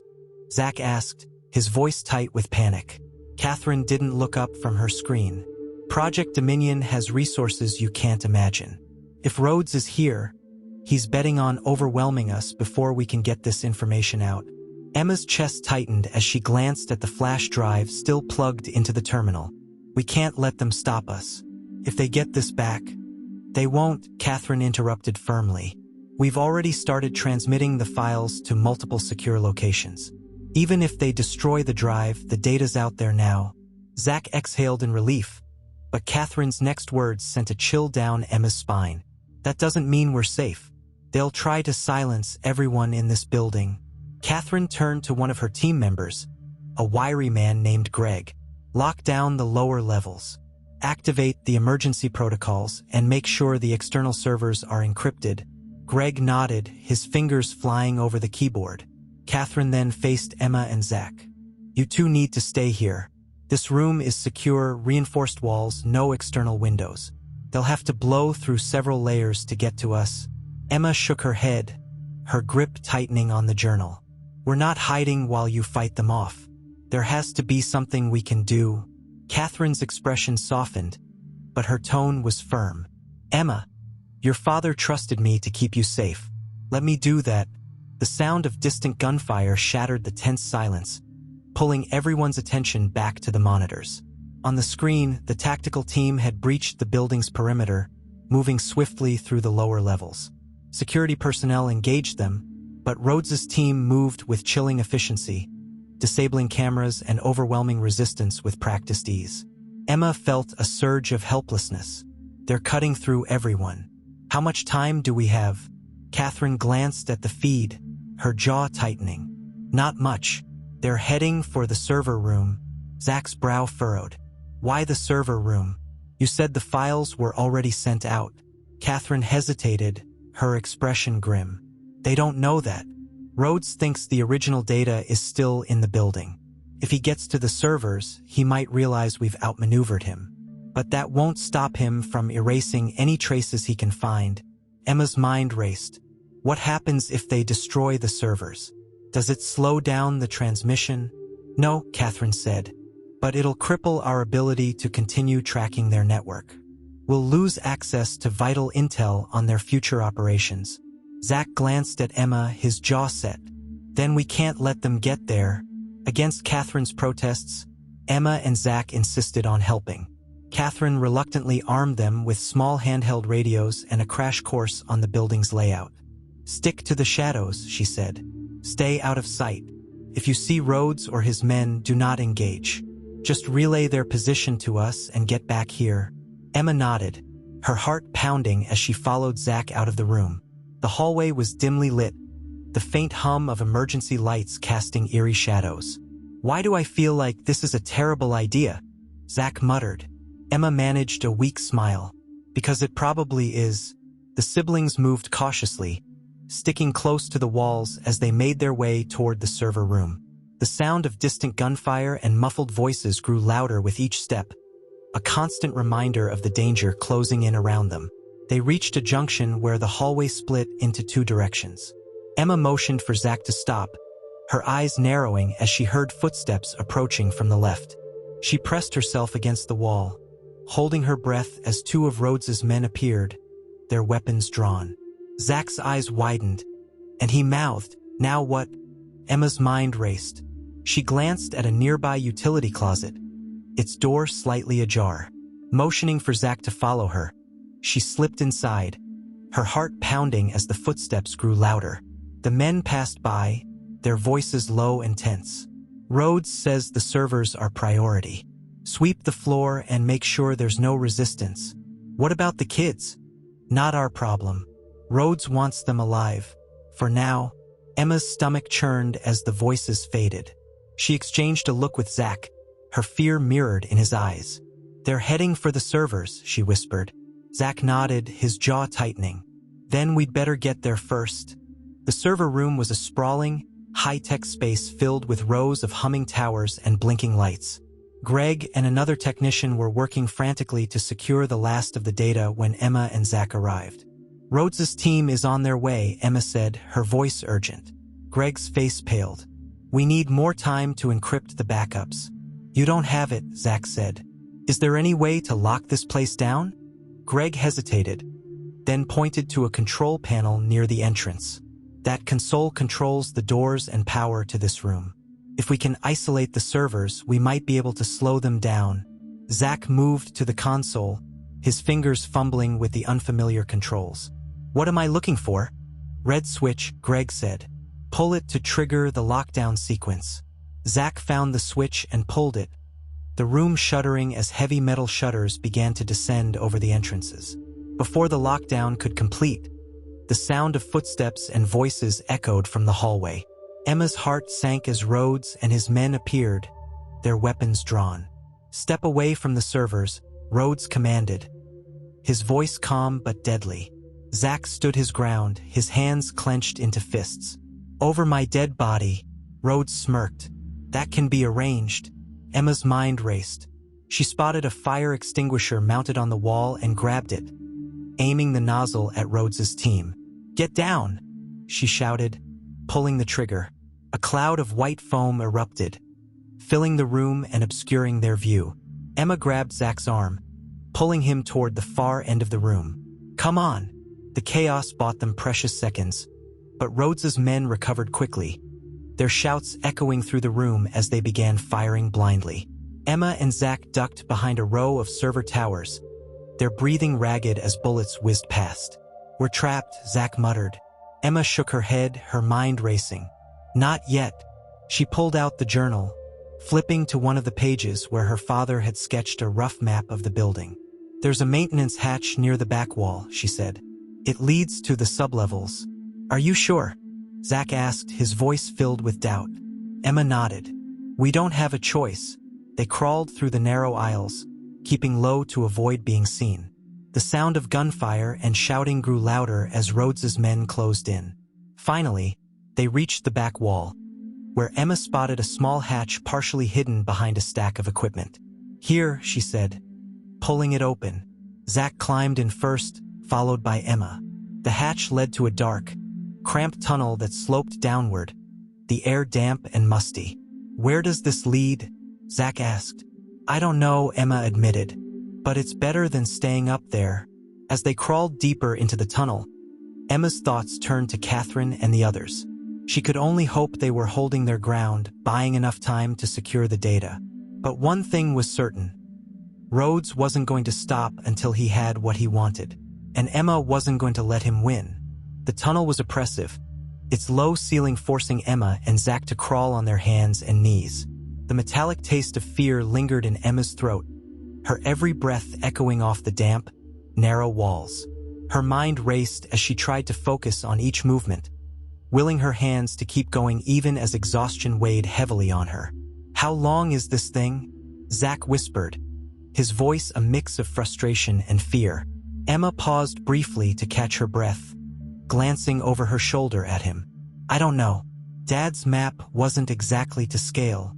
Zach sighed, his hands gripping the sides of the tunnel for support. "Great. We could be crawling into a dead end for all we know." Emma didn't respond. She couldn't let herself think about that possibility. The sound of distant gunfire and muffled shouts still echoed faintly behind them, a reminder that Rhodes's men weren't far behind. "We just have to keep moving," she said finally, her voice steadier than she felt. The tunnel sloped downward, the air growing colder and more humid. After what felt like an eternity, Emma spotted a faint light ahead. "I think there's an exit," she said, her hope rising. Zach crawled past her to take a closer look. The tunnel opened into a small maintenance room lit by a single, flickering bulb. They climbed out, their muscles aching as they stretched and took in their surroundings. The room was filled with old equipment and tools, most of it covered in dust and rust. A heavy metal door stood on the far side of the room, its edges corroded with age. "Think this leads outside?" Zach asked, pointing to the door. Emma approached it, placing a hand on the cold metal. She pressed her ear against it, listening for any sound on the other side. "It's quiet," she said. "But that doesn't mean it's safe." Zach frowned. "What's new?" Emma pushed the door open slowly, wincing as the hinges groaned in protest. Beyond it was a dimly lit service corridor, its concrete walls streaked with water stains. Pipes ran along the ceiling, dripping occasionally onto the floor. "This place is like a maze," Zach muttered as they stepped into the corridor. Emma studied the journal, her fingers tracing the rough map her father had drawn. "If I'm reading this right, we're in the sublevel utility area. There should be an exit to the surface somewhere down here." Zach glanced around nervously. "Let's hope we find it before Rhodes does." The siblings moved cautiously through the corridor, the sound of their footsteps muted by the damp floor. The faint hum of machinery filled the air, accompanied by the occasional clang of metal pipes. As they turned a corner, Emma froze. A shadow moved at the far end of the hallway, followed by the unmistakable sound of voices. "They're close," Emma whispered, pulling Zach back behind a stack of old crates. Zach's jaw tightened. "What do we do? If they find us down here, we're cornered." Emma's mind raced. The corridor was too narrow to sneak past unnoticed, and doubling back wasn't an option. She scanned the area, her eyes landing on a ventilation shaft just above the crates. "There," she said, pointing to the shaft. Zach frowned. "You've got to be kidding me. Do you have a better idea?" Emma shot back. They climbed onto the crates, struggling to pry open the rusted grate covering the shaft. The voices grew louder, the sound of boots echoing off the walls. "Hurry," Zach hissed, glancing over his shoulder. Emma finally managed to loosen the grate, pulling it free just as the first flashlight beam rounded the corner. "Go!" she whispered urgently, pushing Zach into the shaft. She climbed in after him, pulling the grate back into place as the men entered the corridor. The shaft was cramped and stifling, every movement a struggle. Emma and Zach crawled as quietly as possible, the voices of Rhodes's men fading behind them. "Where is this thing taking us?" Zach whispered, his voice muffled by the tight space. Emma checked the journal again, her hands shaking. If I'm right, it should come out near the surface. And if you're wrong? Emma didn't answer. After what felt like hours, they reached another grate, this one bent and partially open. Emma peered through it, her heart sinking as she realized they were still underground. The shaft opened into a large, cavernous space filled with industrial machinery. Pipes and tanks lined the walls, and a network of catwalks crisscrossed the area. "This isn't the surface," Zach muttered, his frustration evident. "No, but it's better than being trapped in that corridor," Emma said, pushing the grate open. They climbed out onto the catwalk, the sound of their movements echoing faintly in the vast space. As they moved across the catwalk, Emma spotted something below, a group of figures moving through the shadows. "Rhodes's men," she whispered, ducking low. Zach cursed under his breath. "They're everywhere." Emma scanned the area, her eyes landing on a set of stairs leading to an upper platform. "If we can get to higher ground, we might be able to see a way out," she said. Zach nodded reluctantly. "Let's go." The climb was slow and nerve-wracking, every creak of the metal stairs sending a jolt of fear through them. By the time they reached the upper platform, Emma's legs were shaking from exertion. From their vantage point, they could see the layout of the space more clearly. A large set of double doors stood at the far end, flanked by 2 guards. "That has to be the exit," Zach said. Emma nodded, her mind racing. "But how do we get past them?" Before Zach could answer, a loud explosion echoed through the cavern, shaking the walls and sending dust raining down from the ceiling. "What the—" Zach began, but Emma grabbed his arm, pulling him down. "It's Catherine," Emma said, her voice filled with a mix of hope and fear. "She must have set off a diversion." The guards at the doors moved toward the source of the explosion, leaving the exit momentarily unguarded. "This is our chance," Emma said, pulling Zach to his feet. They moved quickly but cautiously, keeping to the shadows as they made their way toward the doors. The sound of distant shouting and gunfire filled the air, the chaos providing just enough cover for them to slip through. Beyond the doors was another corridor, this one sloping upward. Emma's heart raced as she felt the cool breeze of fresh air wafting through the space. "We're close," she said, her voice filled with relief. They emerged into the night, the cool air a welcome relief after the suffocating heat of the tunnels. The area was quiet, but Emma knew better than to assume they were safe. "We need to keep moving," she said, scanning the area for any sign of danger. Zach nodded, his expression grim. "Where do we go now?" Emma hesitated, her thoughts turning to Catherine and the others. They had bought her and Zach precious time. But at what cost? "We find Catherine," Emma said finally. "We can't let Rhodes win." As they disappeared into the shadows, Emma couldn't shake the feeling that the fight was far from over. The flash drive was still in their possession, and with it, the truth about Project Dominion. But Rhodes was relentless, and Emma knew that as long as he was out there, the danger would never truly be gone. The night seemed endless as Emma and Zach made their way through the outskirts of the industrial complex, their breaths visible in the cold air. Every sound, the crunch of gravel beneath their feet, the distant hum of machinery, felt amplified in the stillness.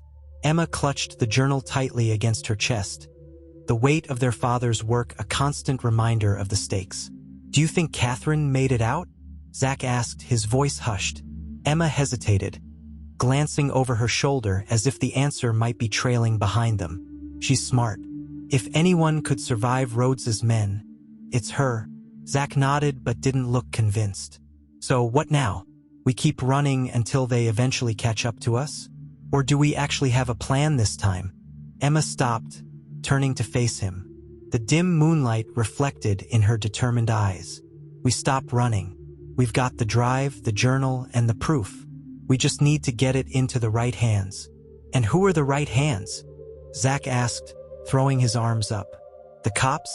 We've seen how well that works. The media? Dominion probably owns half the news outlets in the country." Emma's jaw tightened. "The Beacon, Catherine's team. They were prepared to fight this, and if they're still out there, we have to find them."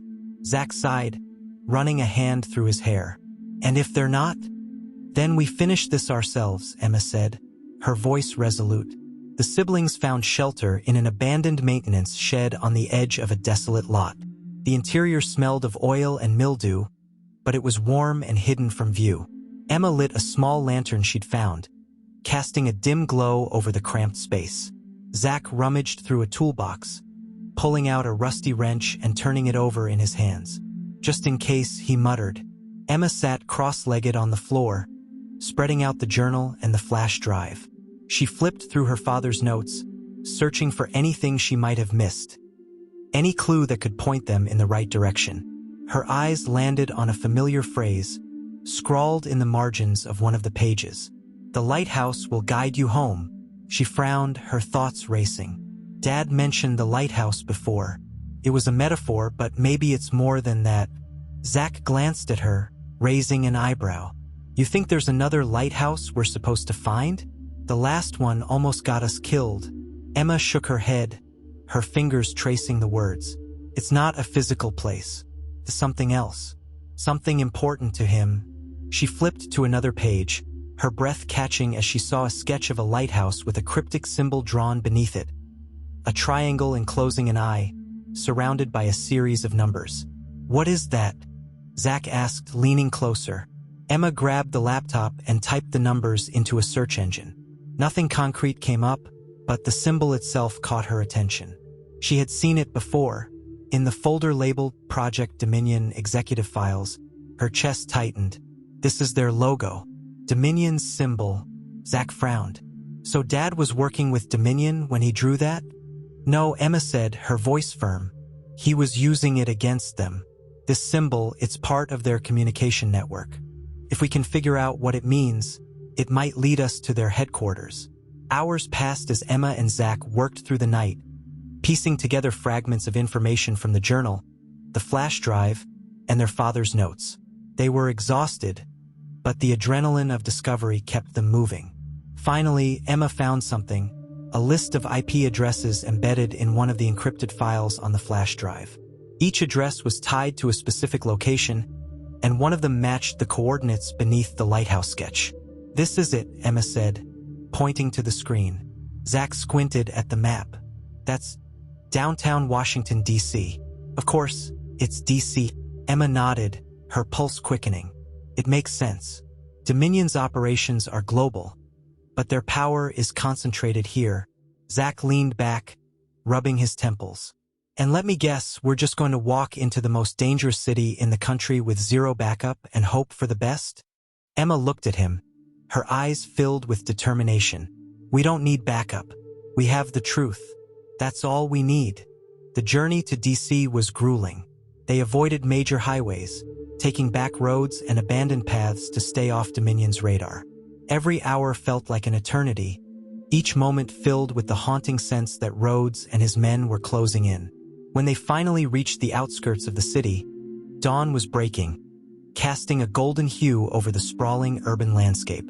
"This is it," Emma said, her voice filled with equal parts fear and resolve. Zach glanced at her, his expression serious. "If this is a trap, we're dead." Emma nodded. "Then we'd better make it count." The coordinates led them to a towering glass building in the heart of downtown, its sleek exterior reflecting the morning sun. The symbol of Dominion was etched subtly into the building's design, almost imperceptible to the untrained eye. Emma and Zach stood across the street, their breaths visible in the crisp morning air. "That's their headquarters?" Zach asked, his voice hushed. Emma nodded. "It has to be. If the files are right, this is where they centralize their operations." "And what's the plan?" Zach asked. "We just walk in and ask to speak to the manager?" Emma smirked despite the tension. "Something like that." They made their way to the building, blending in with the flow of people heading to work. Inside, the lobby was sleek and modern, its walls adorned with abstract art and polished stone. A security desk stood at the center, manned by uniformed guards who barely glanced at them. Emma's heart raced as she and Zach approached the elevators. She pressed the button for the top floor, her fingers trembling slightly. "What do you think we'll find up there?" Zach asked, his voice low. "Answers," Emma said. "And maybe a way to end this." The elevator ride was excruciatingly slow, each floor bringing them closer to the unknown. Emma clutched the bag containing the flash drive and journal, her mind racing with possibilities. When the doors finally opened, they stepped into a stark, minimalist office space. The walls were lined with screens displaying live feeds from all over the world, news broadcasts, financial markets, and surveillance footage. At the center of the room was a large, circular table, where a group of well-dressed individuals sat in silence. "Welcome," a familiar voice said. Emma turned to see Nathaniel Rhodes standing at the far end of the room, his hands clasped behind his back. "You've come a long way," he said, a faint smile playing on his lips. "But I'm afraid this is where your journey ends." Emma stepped forward, her voice steady despite her fear. "We have the files, Rhodes. Everything. If you kill us, it's already out there." Rhodes tilted his head, his smile widening. "Who said anything about killing you? We prefer other methods of persuasion." As he spoke, the screens behind him flickered, displaying images of Emma, Zach, and Diane. "We know everything about you," Rhodes continued. "Your lives, your weaknesses, your mistakes. And we can make all of it disappear, or make it much, much worse." Emma's jaw tightened. "You won't get away with this." Rhodes chuckled, his calm demeanor infuriating. "I already have." Before Emma could respond, the sound of a loud crash echoed through the room. The lights flickered, and the building shook as an explosion rocked the lower levels. Rhodes's smile faltered, and for the first time, Emma saw a flicker of uncertainty in his eyes. "It seems your friends are more resourceful than I gave them credit for," he said, his voice laced with annoyance. Emma's heart leapt. "Catherine, looks like your perfect machine isn't so perfect after all," Emma said, her voice filled with defiance. Rhodes's expression darkened. "You're playing a dangerous game, Emma, and you're out of time." The room descended into chaos as alarms blared and Rhodes's team scrambled to respond. Emma and Zach seized the moment, diving for cover behind one of the consoles. "This isn't over," Emma whispered to Zach, her eyes blazing with determination. "No," Zach said, gripping her arm. "It's just getting started." The chaos erupted like a storm around Emma and Zach. Alarms blared, red emergency lights cast an ominous glow across the stark office space, and the once calm faces of Dominion's executives twisted into panic. Nathaniel Rhodes barked orders into a radio, his composure cracking for the first time. "Secure the building," he shouted. "Find the intruders and shut them down." Emma and Zach crouched behind a console, their hearts pounding as they tried to process the explosion that had just rocked the lower levels. "Do you think it's Catherine?" Zach whispered, his voice barely audible over the noise. Emma's hands tightened on the journal in her lap. "It has to be. She must have set off some kind of diversion." Zach glanced around, his face pale but determined. "Whatever it is, we need to use it. If they're distracted, this might be our only chance to take Rhodes down." Emma nodded, her thoughts racing. They had the flash drive, but getting it out of the building with Dominion security swarming the place felt impossible. Unless, her eyes darted to the rows of monitors lining the walls. Each screen displayed live feeds of Dominion's operations, financial transactions, political deals, surveillance networks. "If we can upload the files directly into their system," Emma said, her voice firm, "we can broadcast the truth from inside their own headquarters." Zach's brow furrowed. "And how exactly do we do that?" Emma glanced at the main console, where a large screen displayed Dominion's central database interface. Dad's notes mentioned backdoor access codes. "If we can plug the flash drive into their server, it should work." Zach let out a nervous laugh. "Right? We just have to get to that console without getting shot." Rhodes's men were everywhere, their voices crackling over the comm system as they coordinated their search. Emma peeked out from behind the console, her heart racing as two guards swept through the room, their weapons drawn. "We need a distraction," she whispered. Zach smirked, holding up a fire extinguisher he'd grabbed earlier. "Will this work?" Emma's eyes widened. "Are you serious?" Zach shrugged. "Desperate times, right?" Before Emma could argue, Zach pulled the pin and aimed the extinguisher at the guards. A burst of foam erupted, enveloping the men in a blinding cloud. "What the..." one of them shouted, stumbling backward. Emma didn't waste a second. She darted toward the main console, the flash drive clutched tightly in her hand. The interface was complex, its design sleek and intimidating. Emma's fingers trembled as she inserted the flash drive and began navigating the system. Come on, she muttered, her eyes scanning the screen for the access point her father had mentioned in his notes. Zack joined her moments later, his face streaked with sweat. They're regrouping. We need to move faster. I'm trying, Emma snapped, her frustration mounting. The system prompted her for a password, and Emma's mind raced as she recalled the cryptic clues in the journal. She typed in the phrase, "The lighthouse will guide you home." The screen flickered, and the files from the flash drive began uploading into Dominion's network. Yes, Emma whispered, her relief palpable.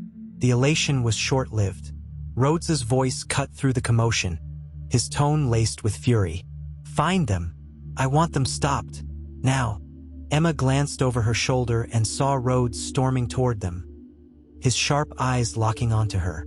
Zack, Emma shouted. We've got company. Zack grabbed a nearby chair and hurled it toward Rhodes, buying Emma a few precious seconds.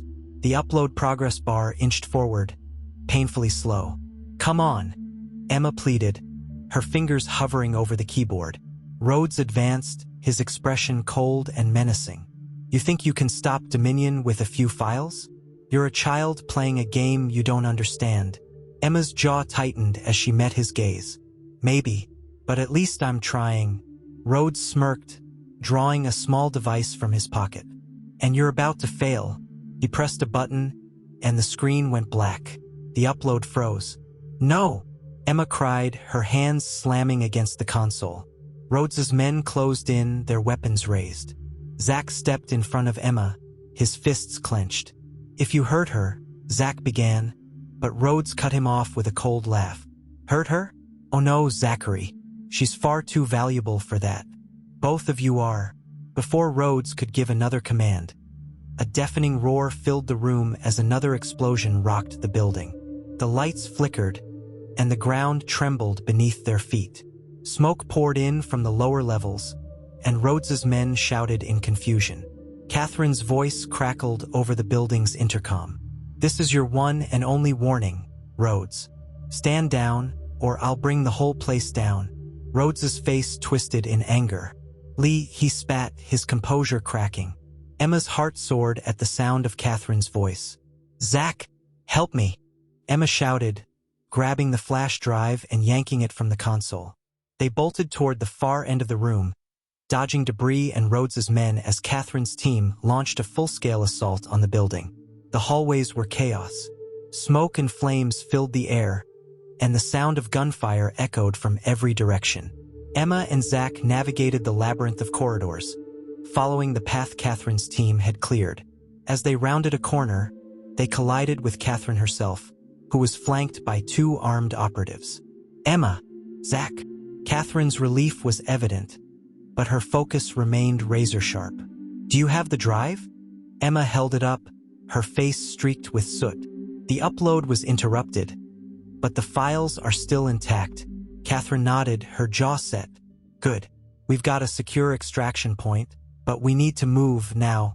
The group made their way through the building, dodging Rhodes's remaining forces as they fought their way to the roof.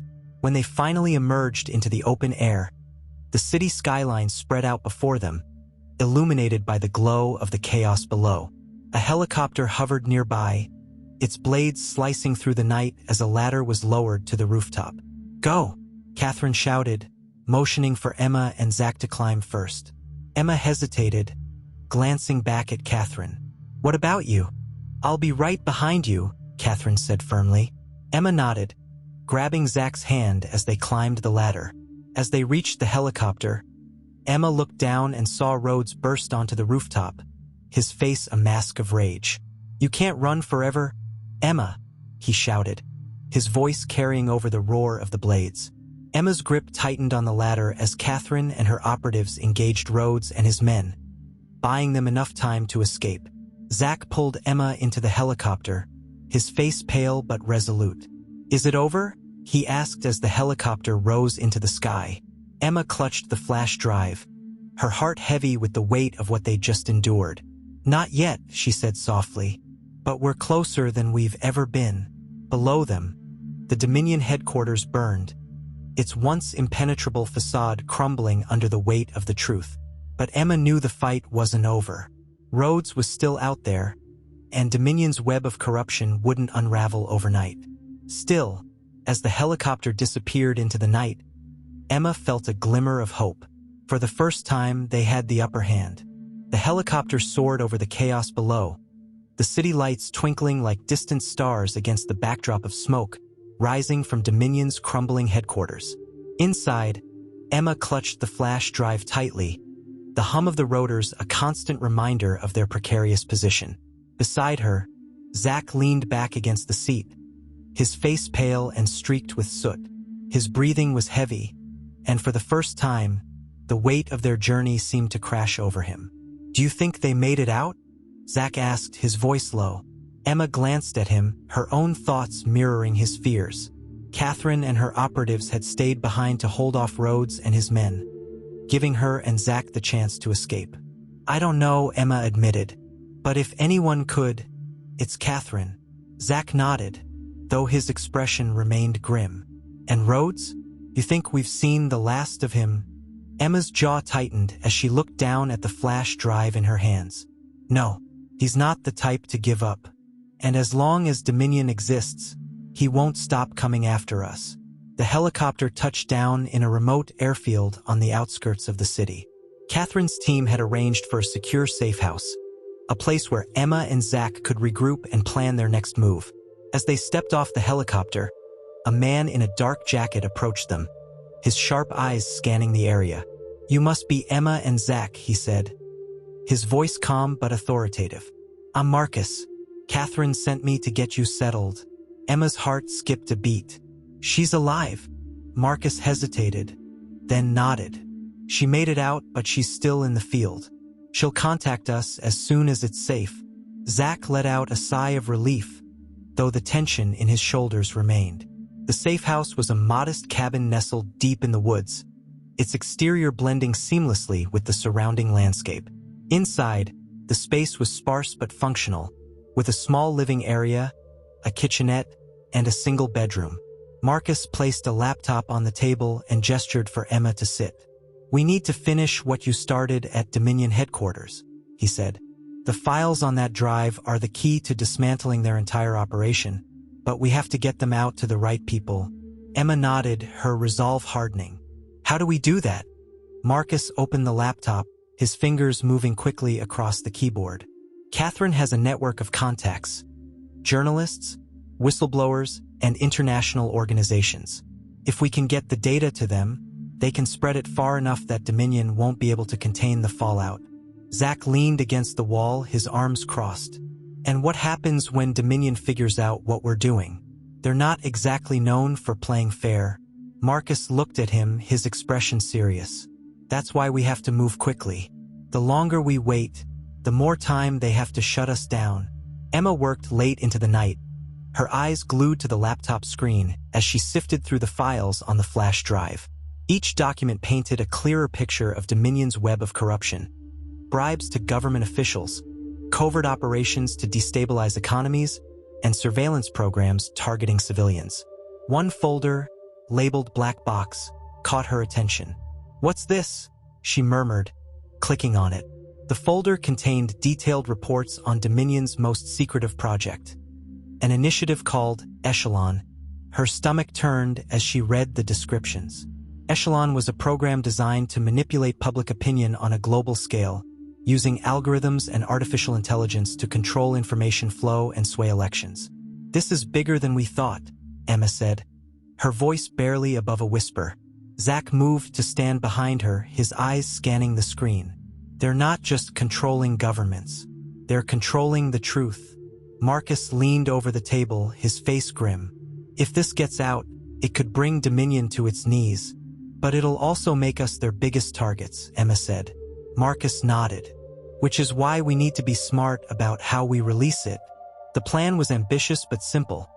They would break the files into segments, encrypt them, and send them to Catherine's network of contacts.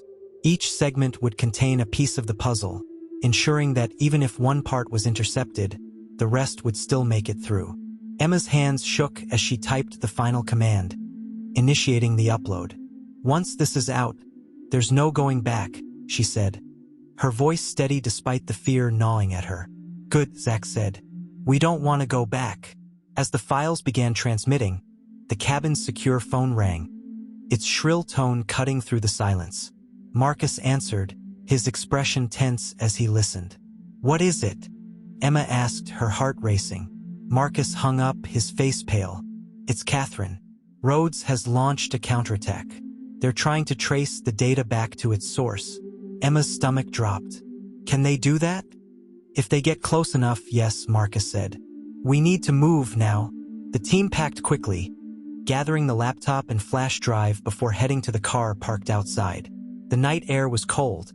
The sound of rustling leaves and distant animal calls a stark contrast to the tension crackling between them. "Where are we going?" Zach asked as Marcus started the engine. "There's a secondary safe house about 50 miles from here," Marcus said. "It's off the grid, completely untraceable." Emma glanced out the window, her mind racing. They were making progress, but the weight of what still lay ahead felt crushing. Halfway to the safe house, Marcus's phone buzzed. He glanced at the screen, his expression darkening. "They're closer than I thought," he said, his voice tight. "What do you mean?" Emma asked, her chest tightening. Marcus pointed to the rearview mirror. "I mean, we're being followed." Emma turned, her heart pounding as she saw the headlights of a black SUV closing in behind them. "Dominion," Marcus said. Zach gripped the seat. "You've got to be kidding me." The chase was harrowing. Marcus swerved down narrow roads and through dense forests, trying to lose their pursuers. The SUV behind them was relentless, its high beams cutting through the darkness like a predator hunting its prey. "We can't outrun them forever," Zach said, his voice strained. Emma's mind raced.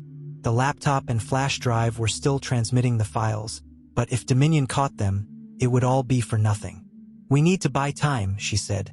Marcus nodded, his jaw tight. "Hold on." He slammed the brakes, sending their car skidding to a stop. The SUV behind them veered to avoid a collision, swerving off the road and into a ditch. "Go!" Marcus shouted, slamming the gas pedal. The car sped away, but Emma knew their reprieve was temporary. Dominion wouldn't stop until they had what they wanted. When they finally reached the secondary safe house, Emma felt a surge of relief. The cabin was even more remote than the first, nestled deep in the woods and surrounded by towering pines. Inside, Marcus immediately began setting up a new connection to Catherine's network. "How much longer until the files are fully transmitted?" Emma asked, her voice filled with urgency. "Another hour," Marcus said. "If we're lucky." Zach paced the room, his frustration evident. "And if we're not?" Marcus didn't answer. As the minutes ticked by, the tension in the room became unbearable. Emma's thoughts drifted to Catherine and her team, to the lives that had already been lost, and to the countless others who would be affected if Dominion's secrets were exposed. "This has to work," she whispered to herself. "It will," Zach said, placing a reassuring hand on her shoulder. Emma nodded, drawing strength from his confidence. The final file finished transmitting, the screen flashing a confirmation message. Emma let out a shaky breath, the weight of their accomplishment sinking in. But as they prepared to leave, the distant hum of an approaching helicopter sent a chill down her spine. "They've found us," Marcus said, his face grim. Emma's heart raced as she realized the fight was far from over. The ominous hum of the helicopter grew louder, vibrating through the dense forest like a warning drum. Emma's heart pounded in her chest as she stood frozen in the middle of the safe house's modest living room. Every instinct screamed at her to run, but there was nowhere left to go. Marcus slammed the laptop shut and shoved it into his bag.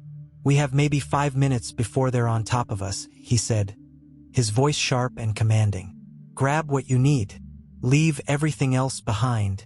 Zach turned to the window, his eyes narrowing as a beam of light swept through the trees.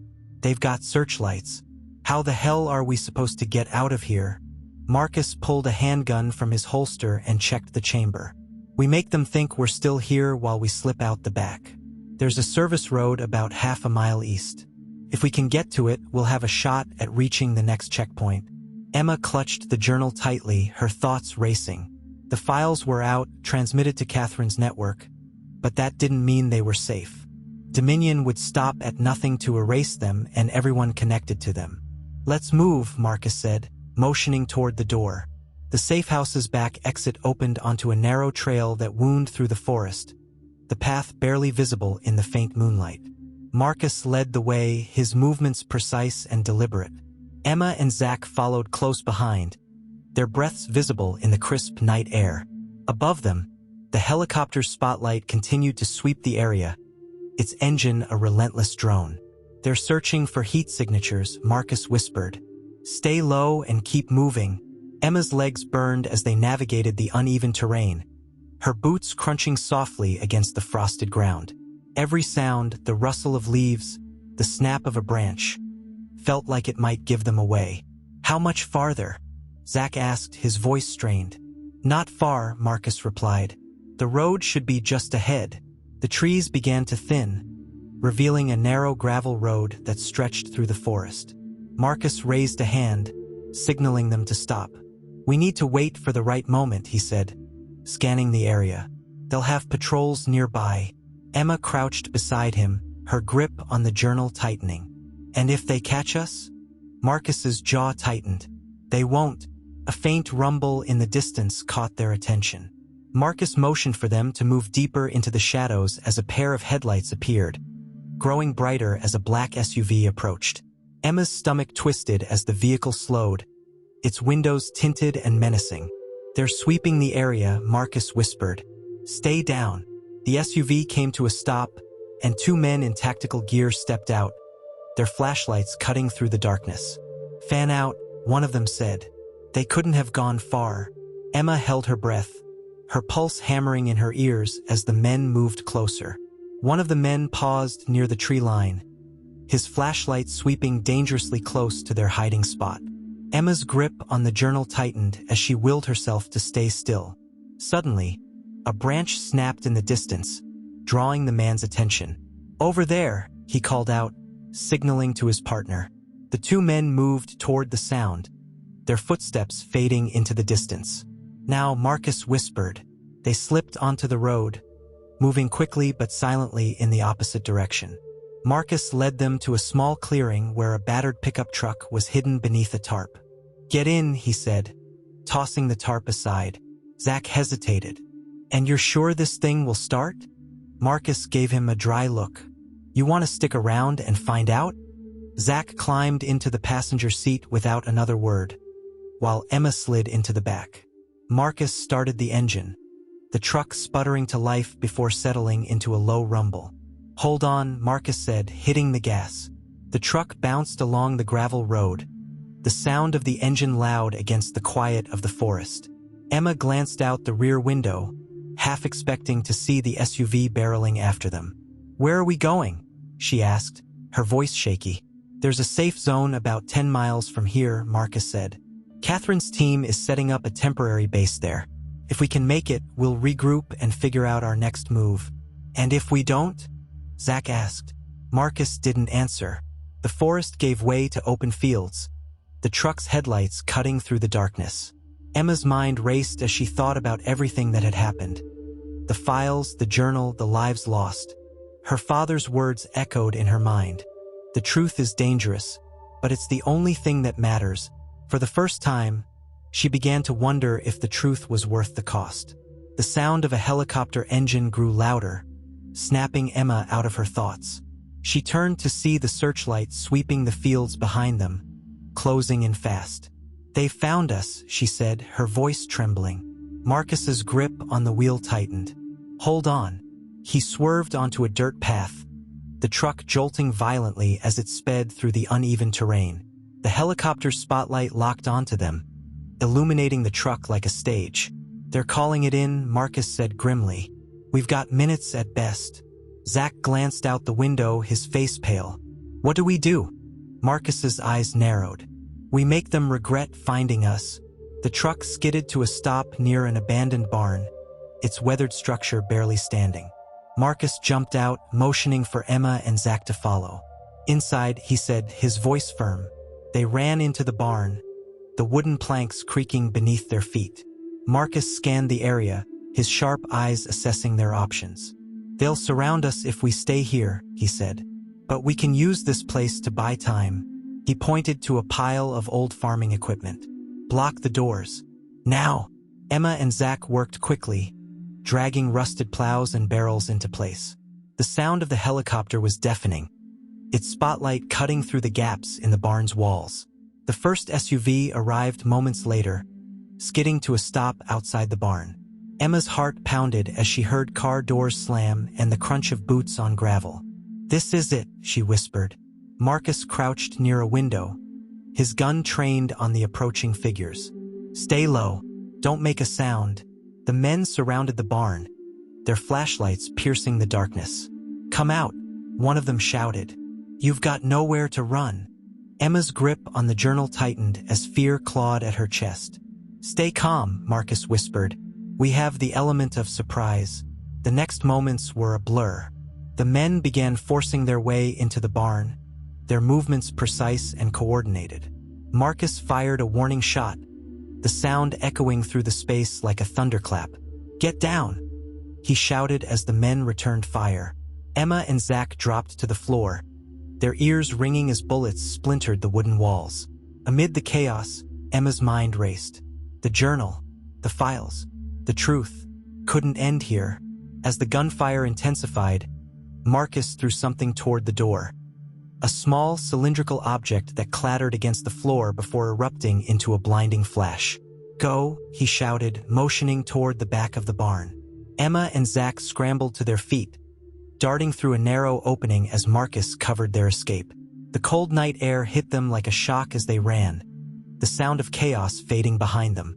They didn't stop until they reached the tree line, their breaths coming in ragged gasps. "Do you think Marcus made it?" Zach asked, his voice trembling. Emma didn't answer. Her eyes were fixed on the distant horizon, where the first hints of dawn were beginning to break. "We can't stop now," she said finally. "We owe it to him to finish this."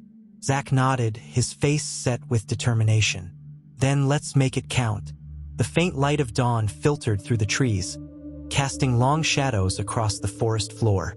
Emma and Zach leaned against the trunk of a massive oak, catching their breath. Their clothes were damp with morning dew, their faces streaked with dirt and exhaustion. For a moment, neither of them spoke. The silence was heavy, broken only by the distant hum of the helicopter fading into the horizon.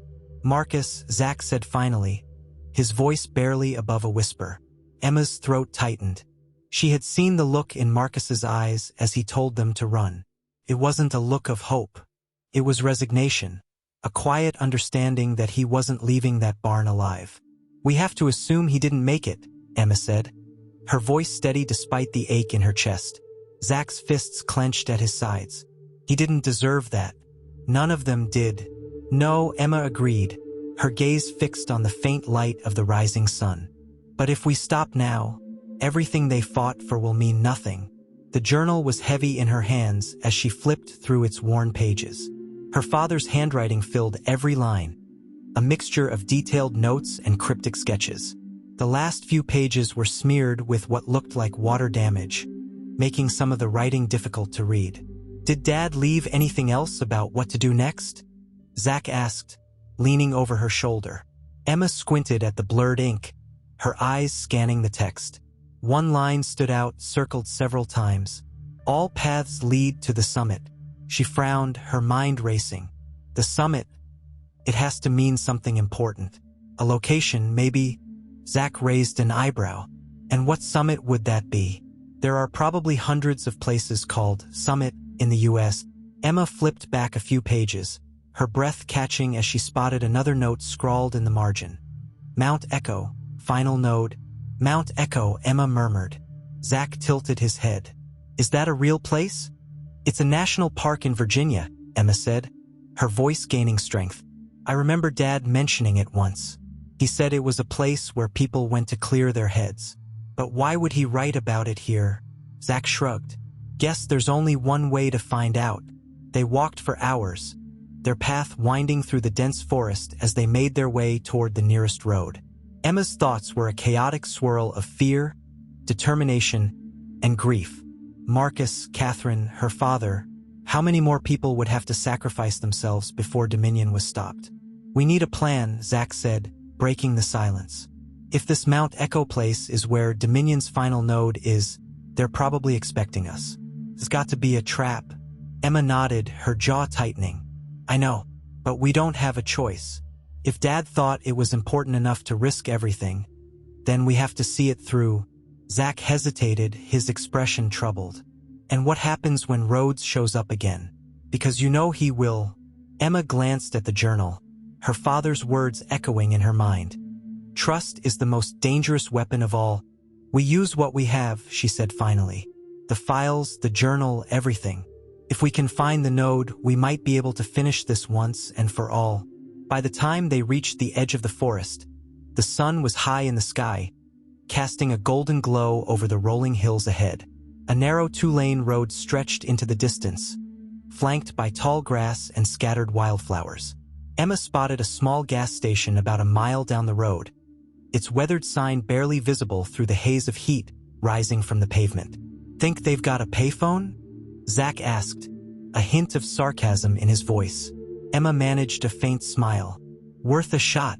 The gas station was eerily quiet, its pumps rusted and the windows of its small convenience store covered in grime. Inside, a bored-looking clerk sat behind the counter, flipping through a magazine. Emma approached cautiously, her nerves on edge. Excuse me, do you have a phone we could use? The clerk didn't look up. Payphones around back. Coins only. Emma thanked him and headed outside, Zach close behind. Think anyone we call will actually pick up? Zach asked as they rounded the corner. Emma shrugged, pulling a few coins from her pocket. Only one way to find out. She dialed the number Marcus had given her before their escape, a direct line to Catherine's network. The phone rang several times before a voice finally answered. This is Control, a woman said, her tone brisk and professional. This is Emma Grant, Emma said quickly. We've got the files, but we're running out of time. We think the final node is at Mount Echo. There was a brief pause on the other end of the line. Hold on. Emma exchanged a worried glance with Zach as muffled voices spoke in the background. The woman returned, her tone urgent. We've been monitoring activity in that area. Dominion's been moving assets there for the past 24 hours. It's a high-risk zone. Then it has to be the right place, Emma said. We'll dispatch a team to meet you, the woman said. Stay where you are until they arrive. They waited by the payphone, the oppressive heat of the afternoon bearing down on them. Emma's nerves were frayed, every passing car making her flinch. What if they don't get here in time? Zach asked, his voice low. Emma didn't answer. An hour later, a black SUV pulled into the gas station lot, its windows tinted. Emma tensed, her hand instinctively going to the journal in her bag. The driver's door opened, and Catherine stepped out, her expression serious but relieved. You two look like hell, she said, motioning for them to get in. Emma's chest tightened as she climbed into the SUV. Marcus didn't make it, she said quietly. Catherine's jaw tightened, but she nodded. We'll make sure his sacrifice wasn't in vain.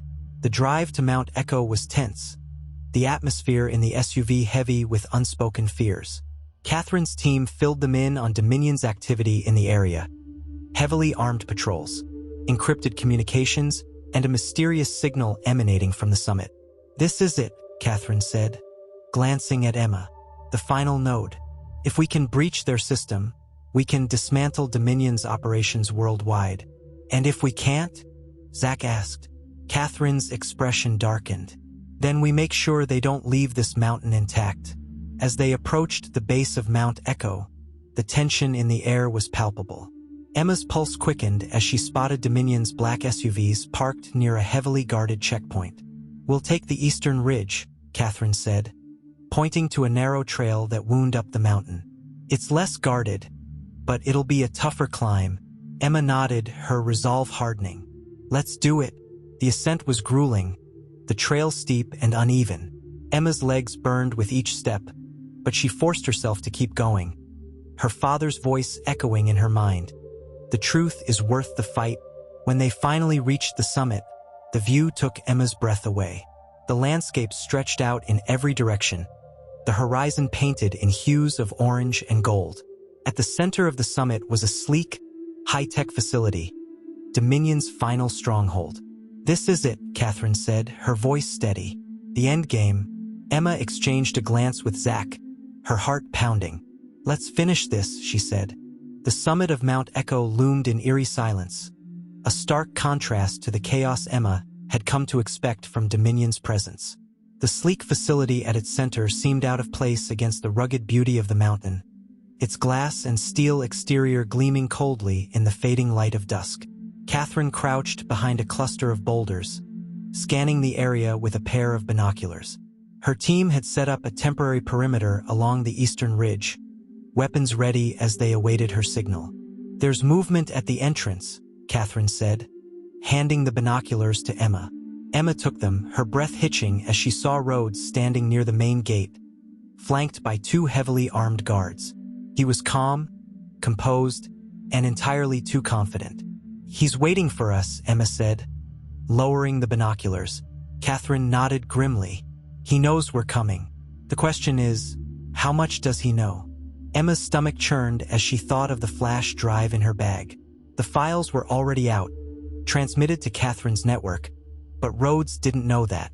To him, the drive was still the key to Dominion's survival, and Emma and Zack were the loose ends he couldn't afford to leave behind. "What's the plan?" Zack asked, his voice tight with tension. Catherine pointed to a narrow ventilation shaft on the facility's northern side. "That's our way in. It leads directly to the main server room. If we can reach it, we can plant a disruptor and take down their entire network." Emma frowned. "A disruptor? I thought the files were enough to dismantle Dominion." "The files expose them," Catherine said. "But the disruptor will cripple their operations in real time, shut down communications, erase their data, and make sure they can't recover." "And what happens to Rhodes and his men?" Zack asked. Catherine's expression hardened. "We make sure they don't walk away from this." The climb to the northern side of the facility was slow and treacherous, the trail barely visible in the fading light. Emma's heart pounded as they moved in silence, her senses heightened by the knowledge that Rhodes's men could be anywhere. When they reached the ventilation shaft, Catherine's team worked quickly to remove the grate, their movements precise and efficient. "Emma, Zack," Catherine said, motioning for them to enter. "You're with me. The rest of you, hold the perimeter and be ready for extraction." Emma exchanged a glance with Zack, her nerves on edge. "Ready?" "Not really," Zack said, managing a weak smile. "Let's go," Catherine said, her voice firm. The ventilation shaft was narrow and dark, the air stale and heavy. Emma crawled behind Catherine, her hands scraping against the rough metal as she moved. Every sound, the creak of the shaft, the distant hum of machinery, made her heart race. When they finally emerged into the server room, Emma was struck by the stark contrast between the facility's sleek design and the cold, utilitarian space they now stood in. Rows of servers hummed softly, their blinking lights casting an eerie glow. "This is it," Catherine said, pulling a small device from her pack. Emma watched as Catherine approached the main console, her fingers flying across the keyboard. The screen came to life, displaying Dominion's sprawling network. "This disruptor will send a feedback loop through their system," Catherine explained. "It'll wipe their data and overload their communication lines, leaving them completely blind." "How long will it take?" Emma asked. "Once I activate it, we'll have about 5 minutes before the system crashes completely," Catherine said. "After that, we need to be gone." Zack frowned. "And Rhodes? What if he stops us before we finish?" Catherine's expression darkened. "Then we make sure he doesn't get the chance." The sound of footsteps echoed down the hallway, followed by muffled voices. Emma's breath caught as she realized they weren't alone. "They're coming," she whispered. Catherine's jaw tightened as she handed the disruptor to Emma. "Get this to the console. I'll buy you some time." "What?" "No." Emma protested. Emma, Catherine said firmly, her eyes locking onto hers. This is bigger than any one of us. You have to finish what your father started. Before Emma could respond, Catherine moved to the doorway, her weapon drawn. The footsteps grew louder, and then the door burst open. Rhodes entered, his sharp eyes sweeping the room before landing on Catherine. You just don't know when to quit, do you? He said, his voice cold and mocking. Catherine smirked, her stance unwavering. Funny. I was about to say the same to you. The two stared each other down, the tension thick enough to cut with a knife. Emma ducked behind one of the server towers, her hands trembling as she held the disruptor. She glanced at Zach, who nodded silently, urging her to move. Catherine opened fire, the sharp crack of her weapon echoing through the room. Rhodes's men returned fire, bullets ricocheting off the metal walls as chaos erupted.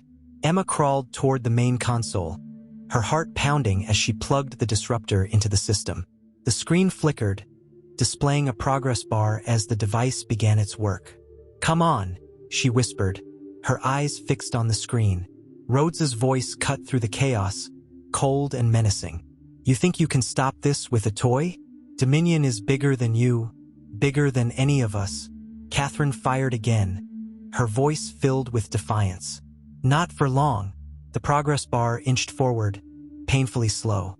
Emma's hands shook as she typed in the final command, initiating the feedback loop. It's working, she whispered to Zach. But before they could move, Rhodes spotted them. His face twisted with rage as he advanced, his weapon aimed directly at Emma. You, he spat, his voice dripping with venom. You think you've won? Emma stood her ground, her chest heaving with adrenaline.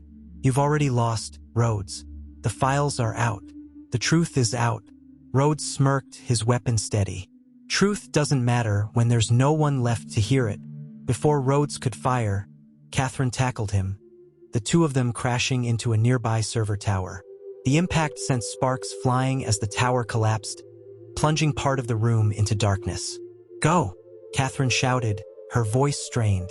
Emma grabbed Zach's arm, pulling him toward the exit. The disruptor activated moments later, the entire facility shuddering as the feedback loop overloaded Dominion's system. Alarms blared, and the lights flickered wildly as chaos consumed the building. Emma and Zach ran through the labyrinth of hallways, their lungs burning as they searched for the exit. Catherine, Emma shouted, her voice breaking. There was no response. When they finally reached the surface, the night air hit them like a shock. Catherine's team was waiting, their expressions grim as they motioned for Emma and Zach to board the waiting helicopter. Where's Catherine? One of them asked. Emma shook her head, tears streaming down her face. She didn't make it. As the helicopter lifted off, Emma looked back at the burning facility. The mountain was alive with fire and smoke, a fitting end to Dominion's reign. But the victory felt hollow. Too many lives had been lost, and the fight wasn't over. Zach placed a hand on her shoulder, his voice steady. We did it, Em. We finished what Dad started. Emma nodded, her resolve hardening. And we'll make sure it stays finished. The helicopter soared into the night, the wind whipping through the open doors as Emma stared back at the burning remnants of Dominion's facility. Her heart felt like it was caught in a vice, a tangle of grief and relief constricting her chest. Catherine's sacrifice weighed heavily on her, but she knew this wasn't over. Not yet. Zach sat beside her, silent for once, his gaze fixed on the horizon. The exhaustion on his face mirrored her own. They had come so far, but the cost had been unimaginable. We'll land at the safe house in 30 minutes, the pilot called over the noise of the rotors. Emma nodded absently, her thoughts elsewhere. The journal rested in her lap, its pages smudged and worn from constant handling. Her father's words had guided them to this point, but the questions still lingered. Was this truly the end? Would Dominion crumble, or would they rise again from the ashes? Zach broke the silence, his voice strained. Do you think it's enough?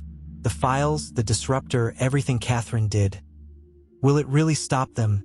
Emma turned to him, her jaw tightening. It has to be. When they reached the safe house, it was almost dawn. The modest cabin nestled deep in the woods was a stark contrast to the chaos they had left behind. Catherine's remaining team greeted them with somber nods, their faces etched with exhaustion and grief. Inside, the tension was palpable. The makeshift command center buzzed with activity as operatives relayed updates and monitored Dominion's crumbling infrastructure.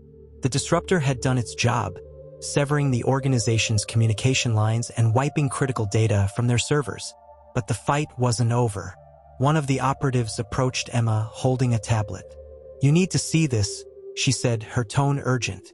Emma took the tablet, her breath catching as she saw the headlines splashed across the screen. Mysterious data leak exposes global conspiracy. Dominion's network revealed. News outlets from around the world were reporting on the files Emma and Zach had transmitted. The revelations were staggering: bribery, surveillance, election interference, and covert operations targeting civilians. Dominion's name was everywhere, their crimes laid bare for all to see. "They're calling it the biggest leak since, well, ever," the operative said. Emma handed the tablet to Zach, her heart pounding. "It's happening," she whispered. "People are finally seeing the truth." Despite the breakthrough, the atmosphere in the safe house remained tense. The news of the leak was a victory, but Dominion's reach was vast, and their operatives were still at large. Emma sat in the corner of the room, flipping through the journal for what felt like the 100th time. The words blurred before her eyes, fatigue weighing heavily on her. "Why did he circle this?" she murmured, her finger tracing a line of text. Zach looked up from his spot on the couch. "What is it?" Emma held up the journal, pointing to a phrase scrawled in the margin. "The summit is only the beginning." Her brow furrowed. "It doesn't make sense. The summit was the final node, wasn't it? Why would Dad write this if it was the end?" Zach frowned. Maybe he didn't know everything. Or maybe... He trailed off, his expression darkening. Emma leaned forward. "Maybe what?" Zach hesitated. "Maybe the summit wasn't the end. Maybe there's something we missed." As the hours passed, Emma couldn't shake the feeling that there was more to her father's journal than they had uncovered. She combed through the pages again, searching for anything she might have overlooked. Finally, she found it. A faint indentation on one of the back pages, as if something had been pressed against it. She held the page up to the light, tilting it until the faint outline of letters became visible. "Project Echelon, Vault Omega." Her pulse quickened. "Zach, look at this." Zach peered over her shoulder, his brow furrowing. "Vault Omega? What is that?" Emma flipped to the corresponding page in the journal, where her father had drawn a rough diagram of what appeared to be an underground facility. "It's another site," she said, her voice trembling. "A failsafe. If the summit was compromised, Dominion would retreat here." Zach ran a hand through his hair. "You're telling me there's another layer to this?" Emma nodded, her stomach churning. "And if Dad knew about it, Rhodes probably does too." Catherine's team mobilized quickly, gathering intel on the location of Vault Omega. The coordinates pointed to an abandoned government bunker deep in the Appalachian Mountains, a place that had been off the grid for decades. "It's a fortress," one of the operatives said, studying the satellite images. "If Rhodes is there, he'll be heavily fortified." Emma clenched her fists. "Then we take him down. This has to end." The journey to Vault Omega was harrowing. The narrow mountain roads were treacherous, and the team traveled in silence, their focus unshakable. When they reached the perimeter, they found the facility eerily quiet. The entrance was concealed beneath layers of overgrowth, but the faint hum of power emanating from within confirmed that it was operational. "This is it," Emma said, her voice steady. Zach placed a hand on her shoulder. "Whatever happens, we stick together. No more sacrifices." Emma nodded, her determination burning brighter than ever.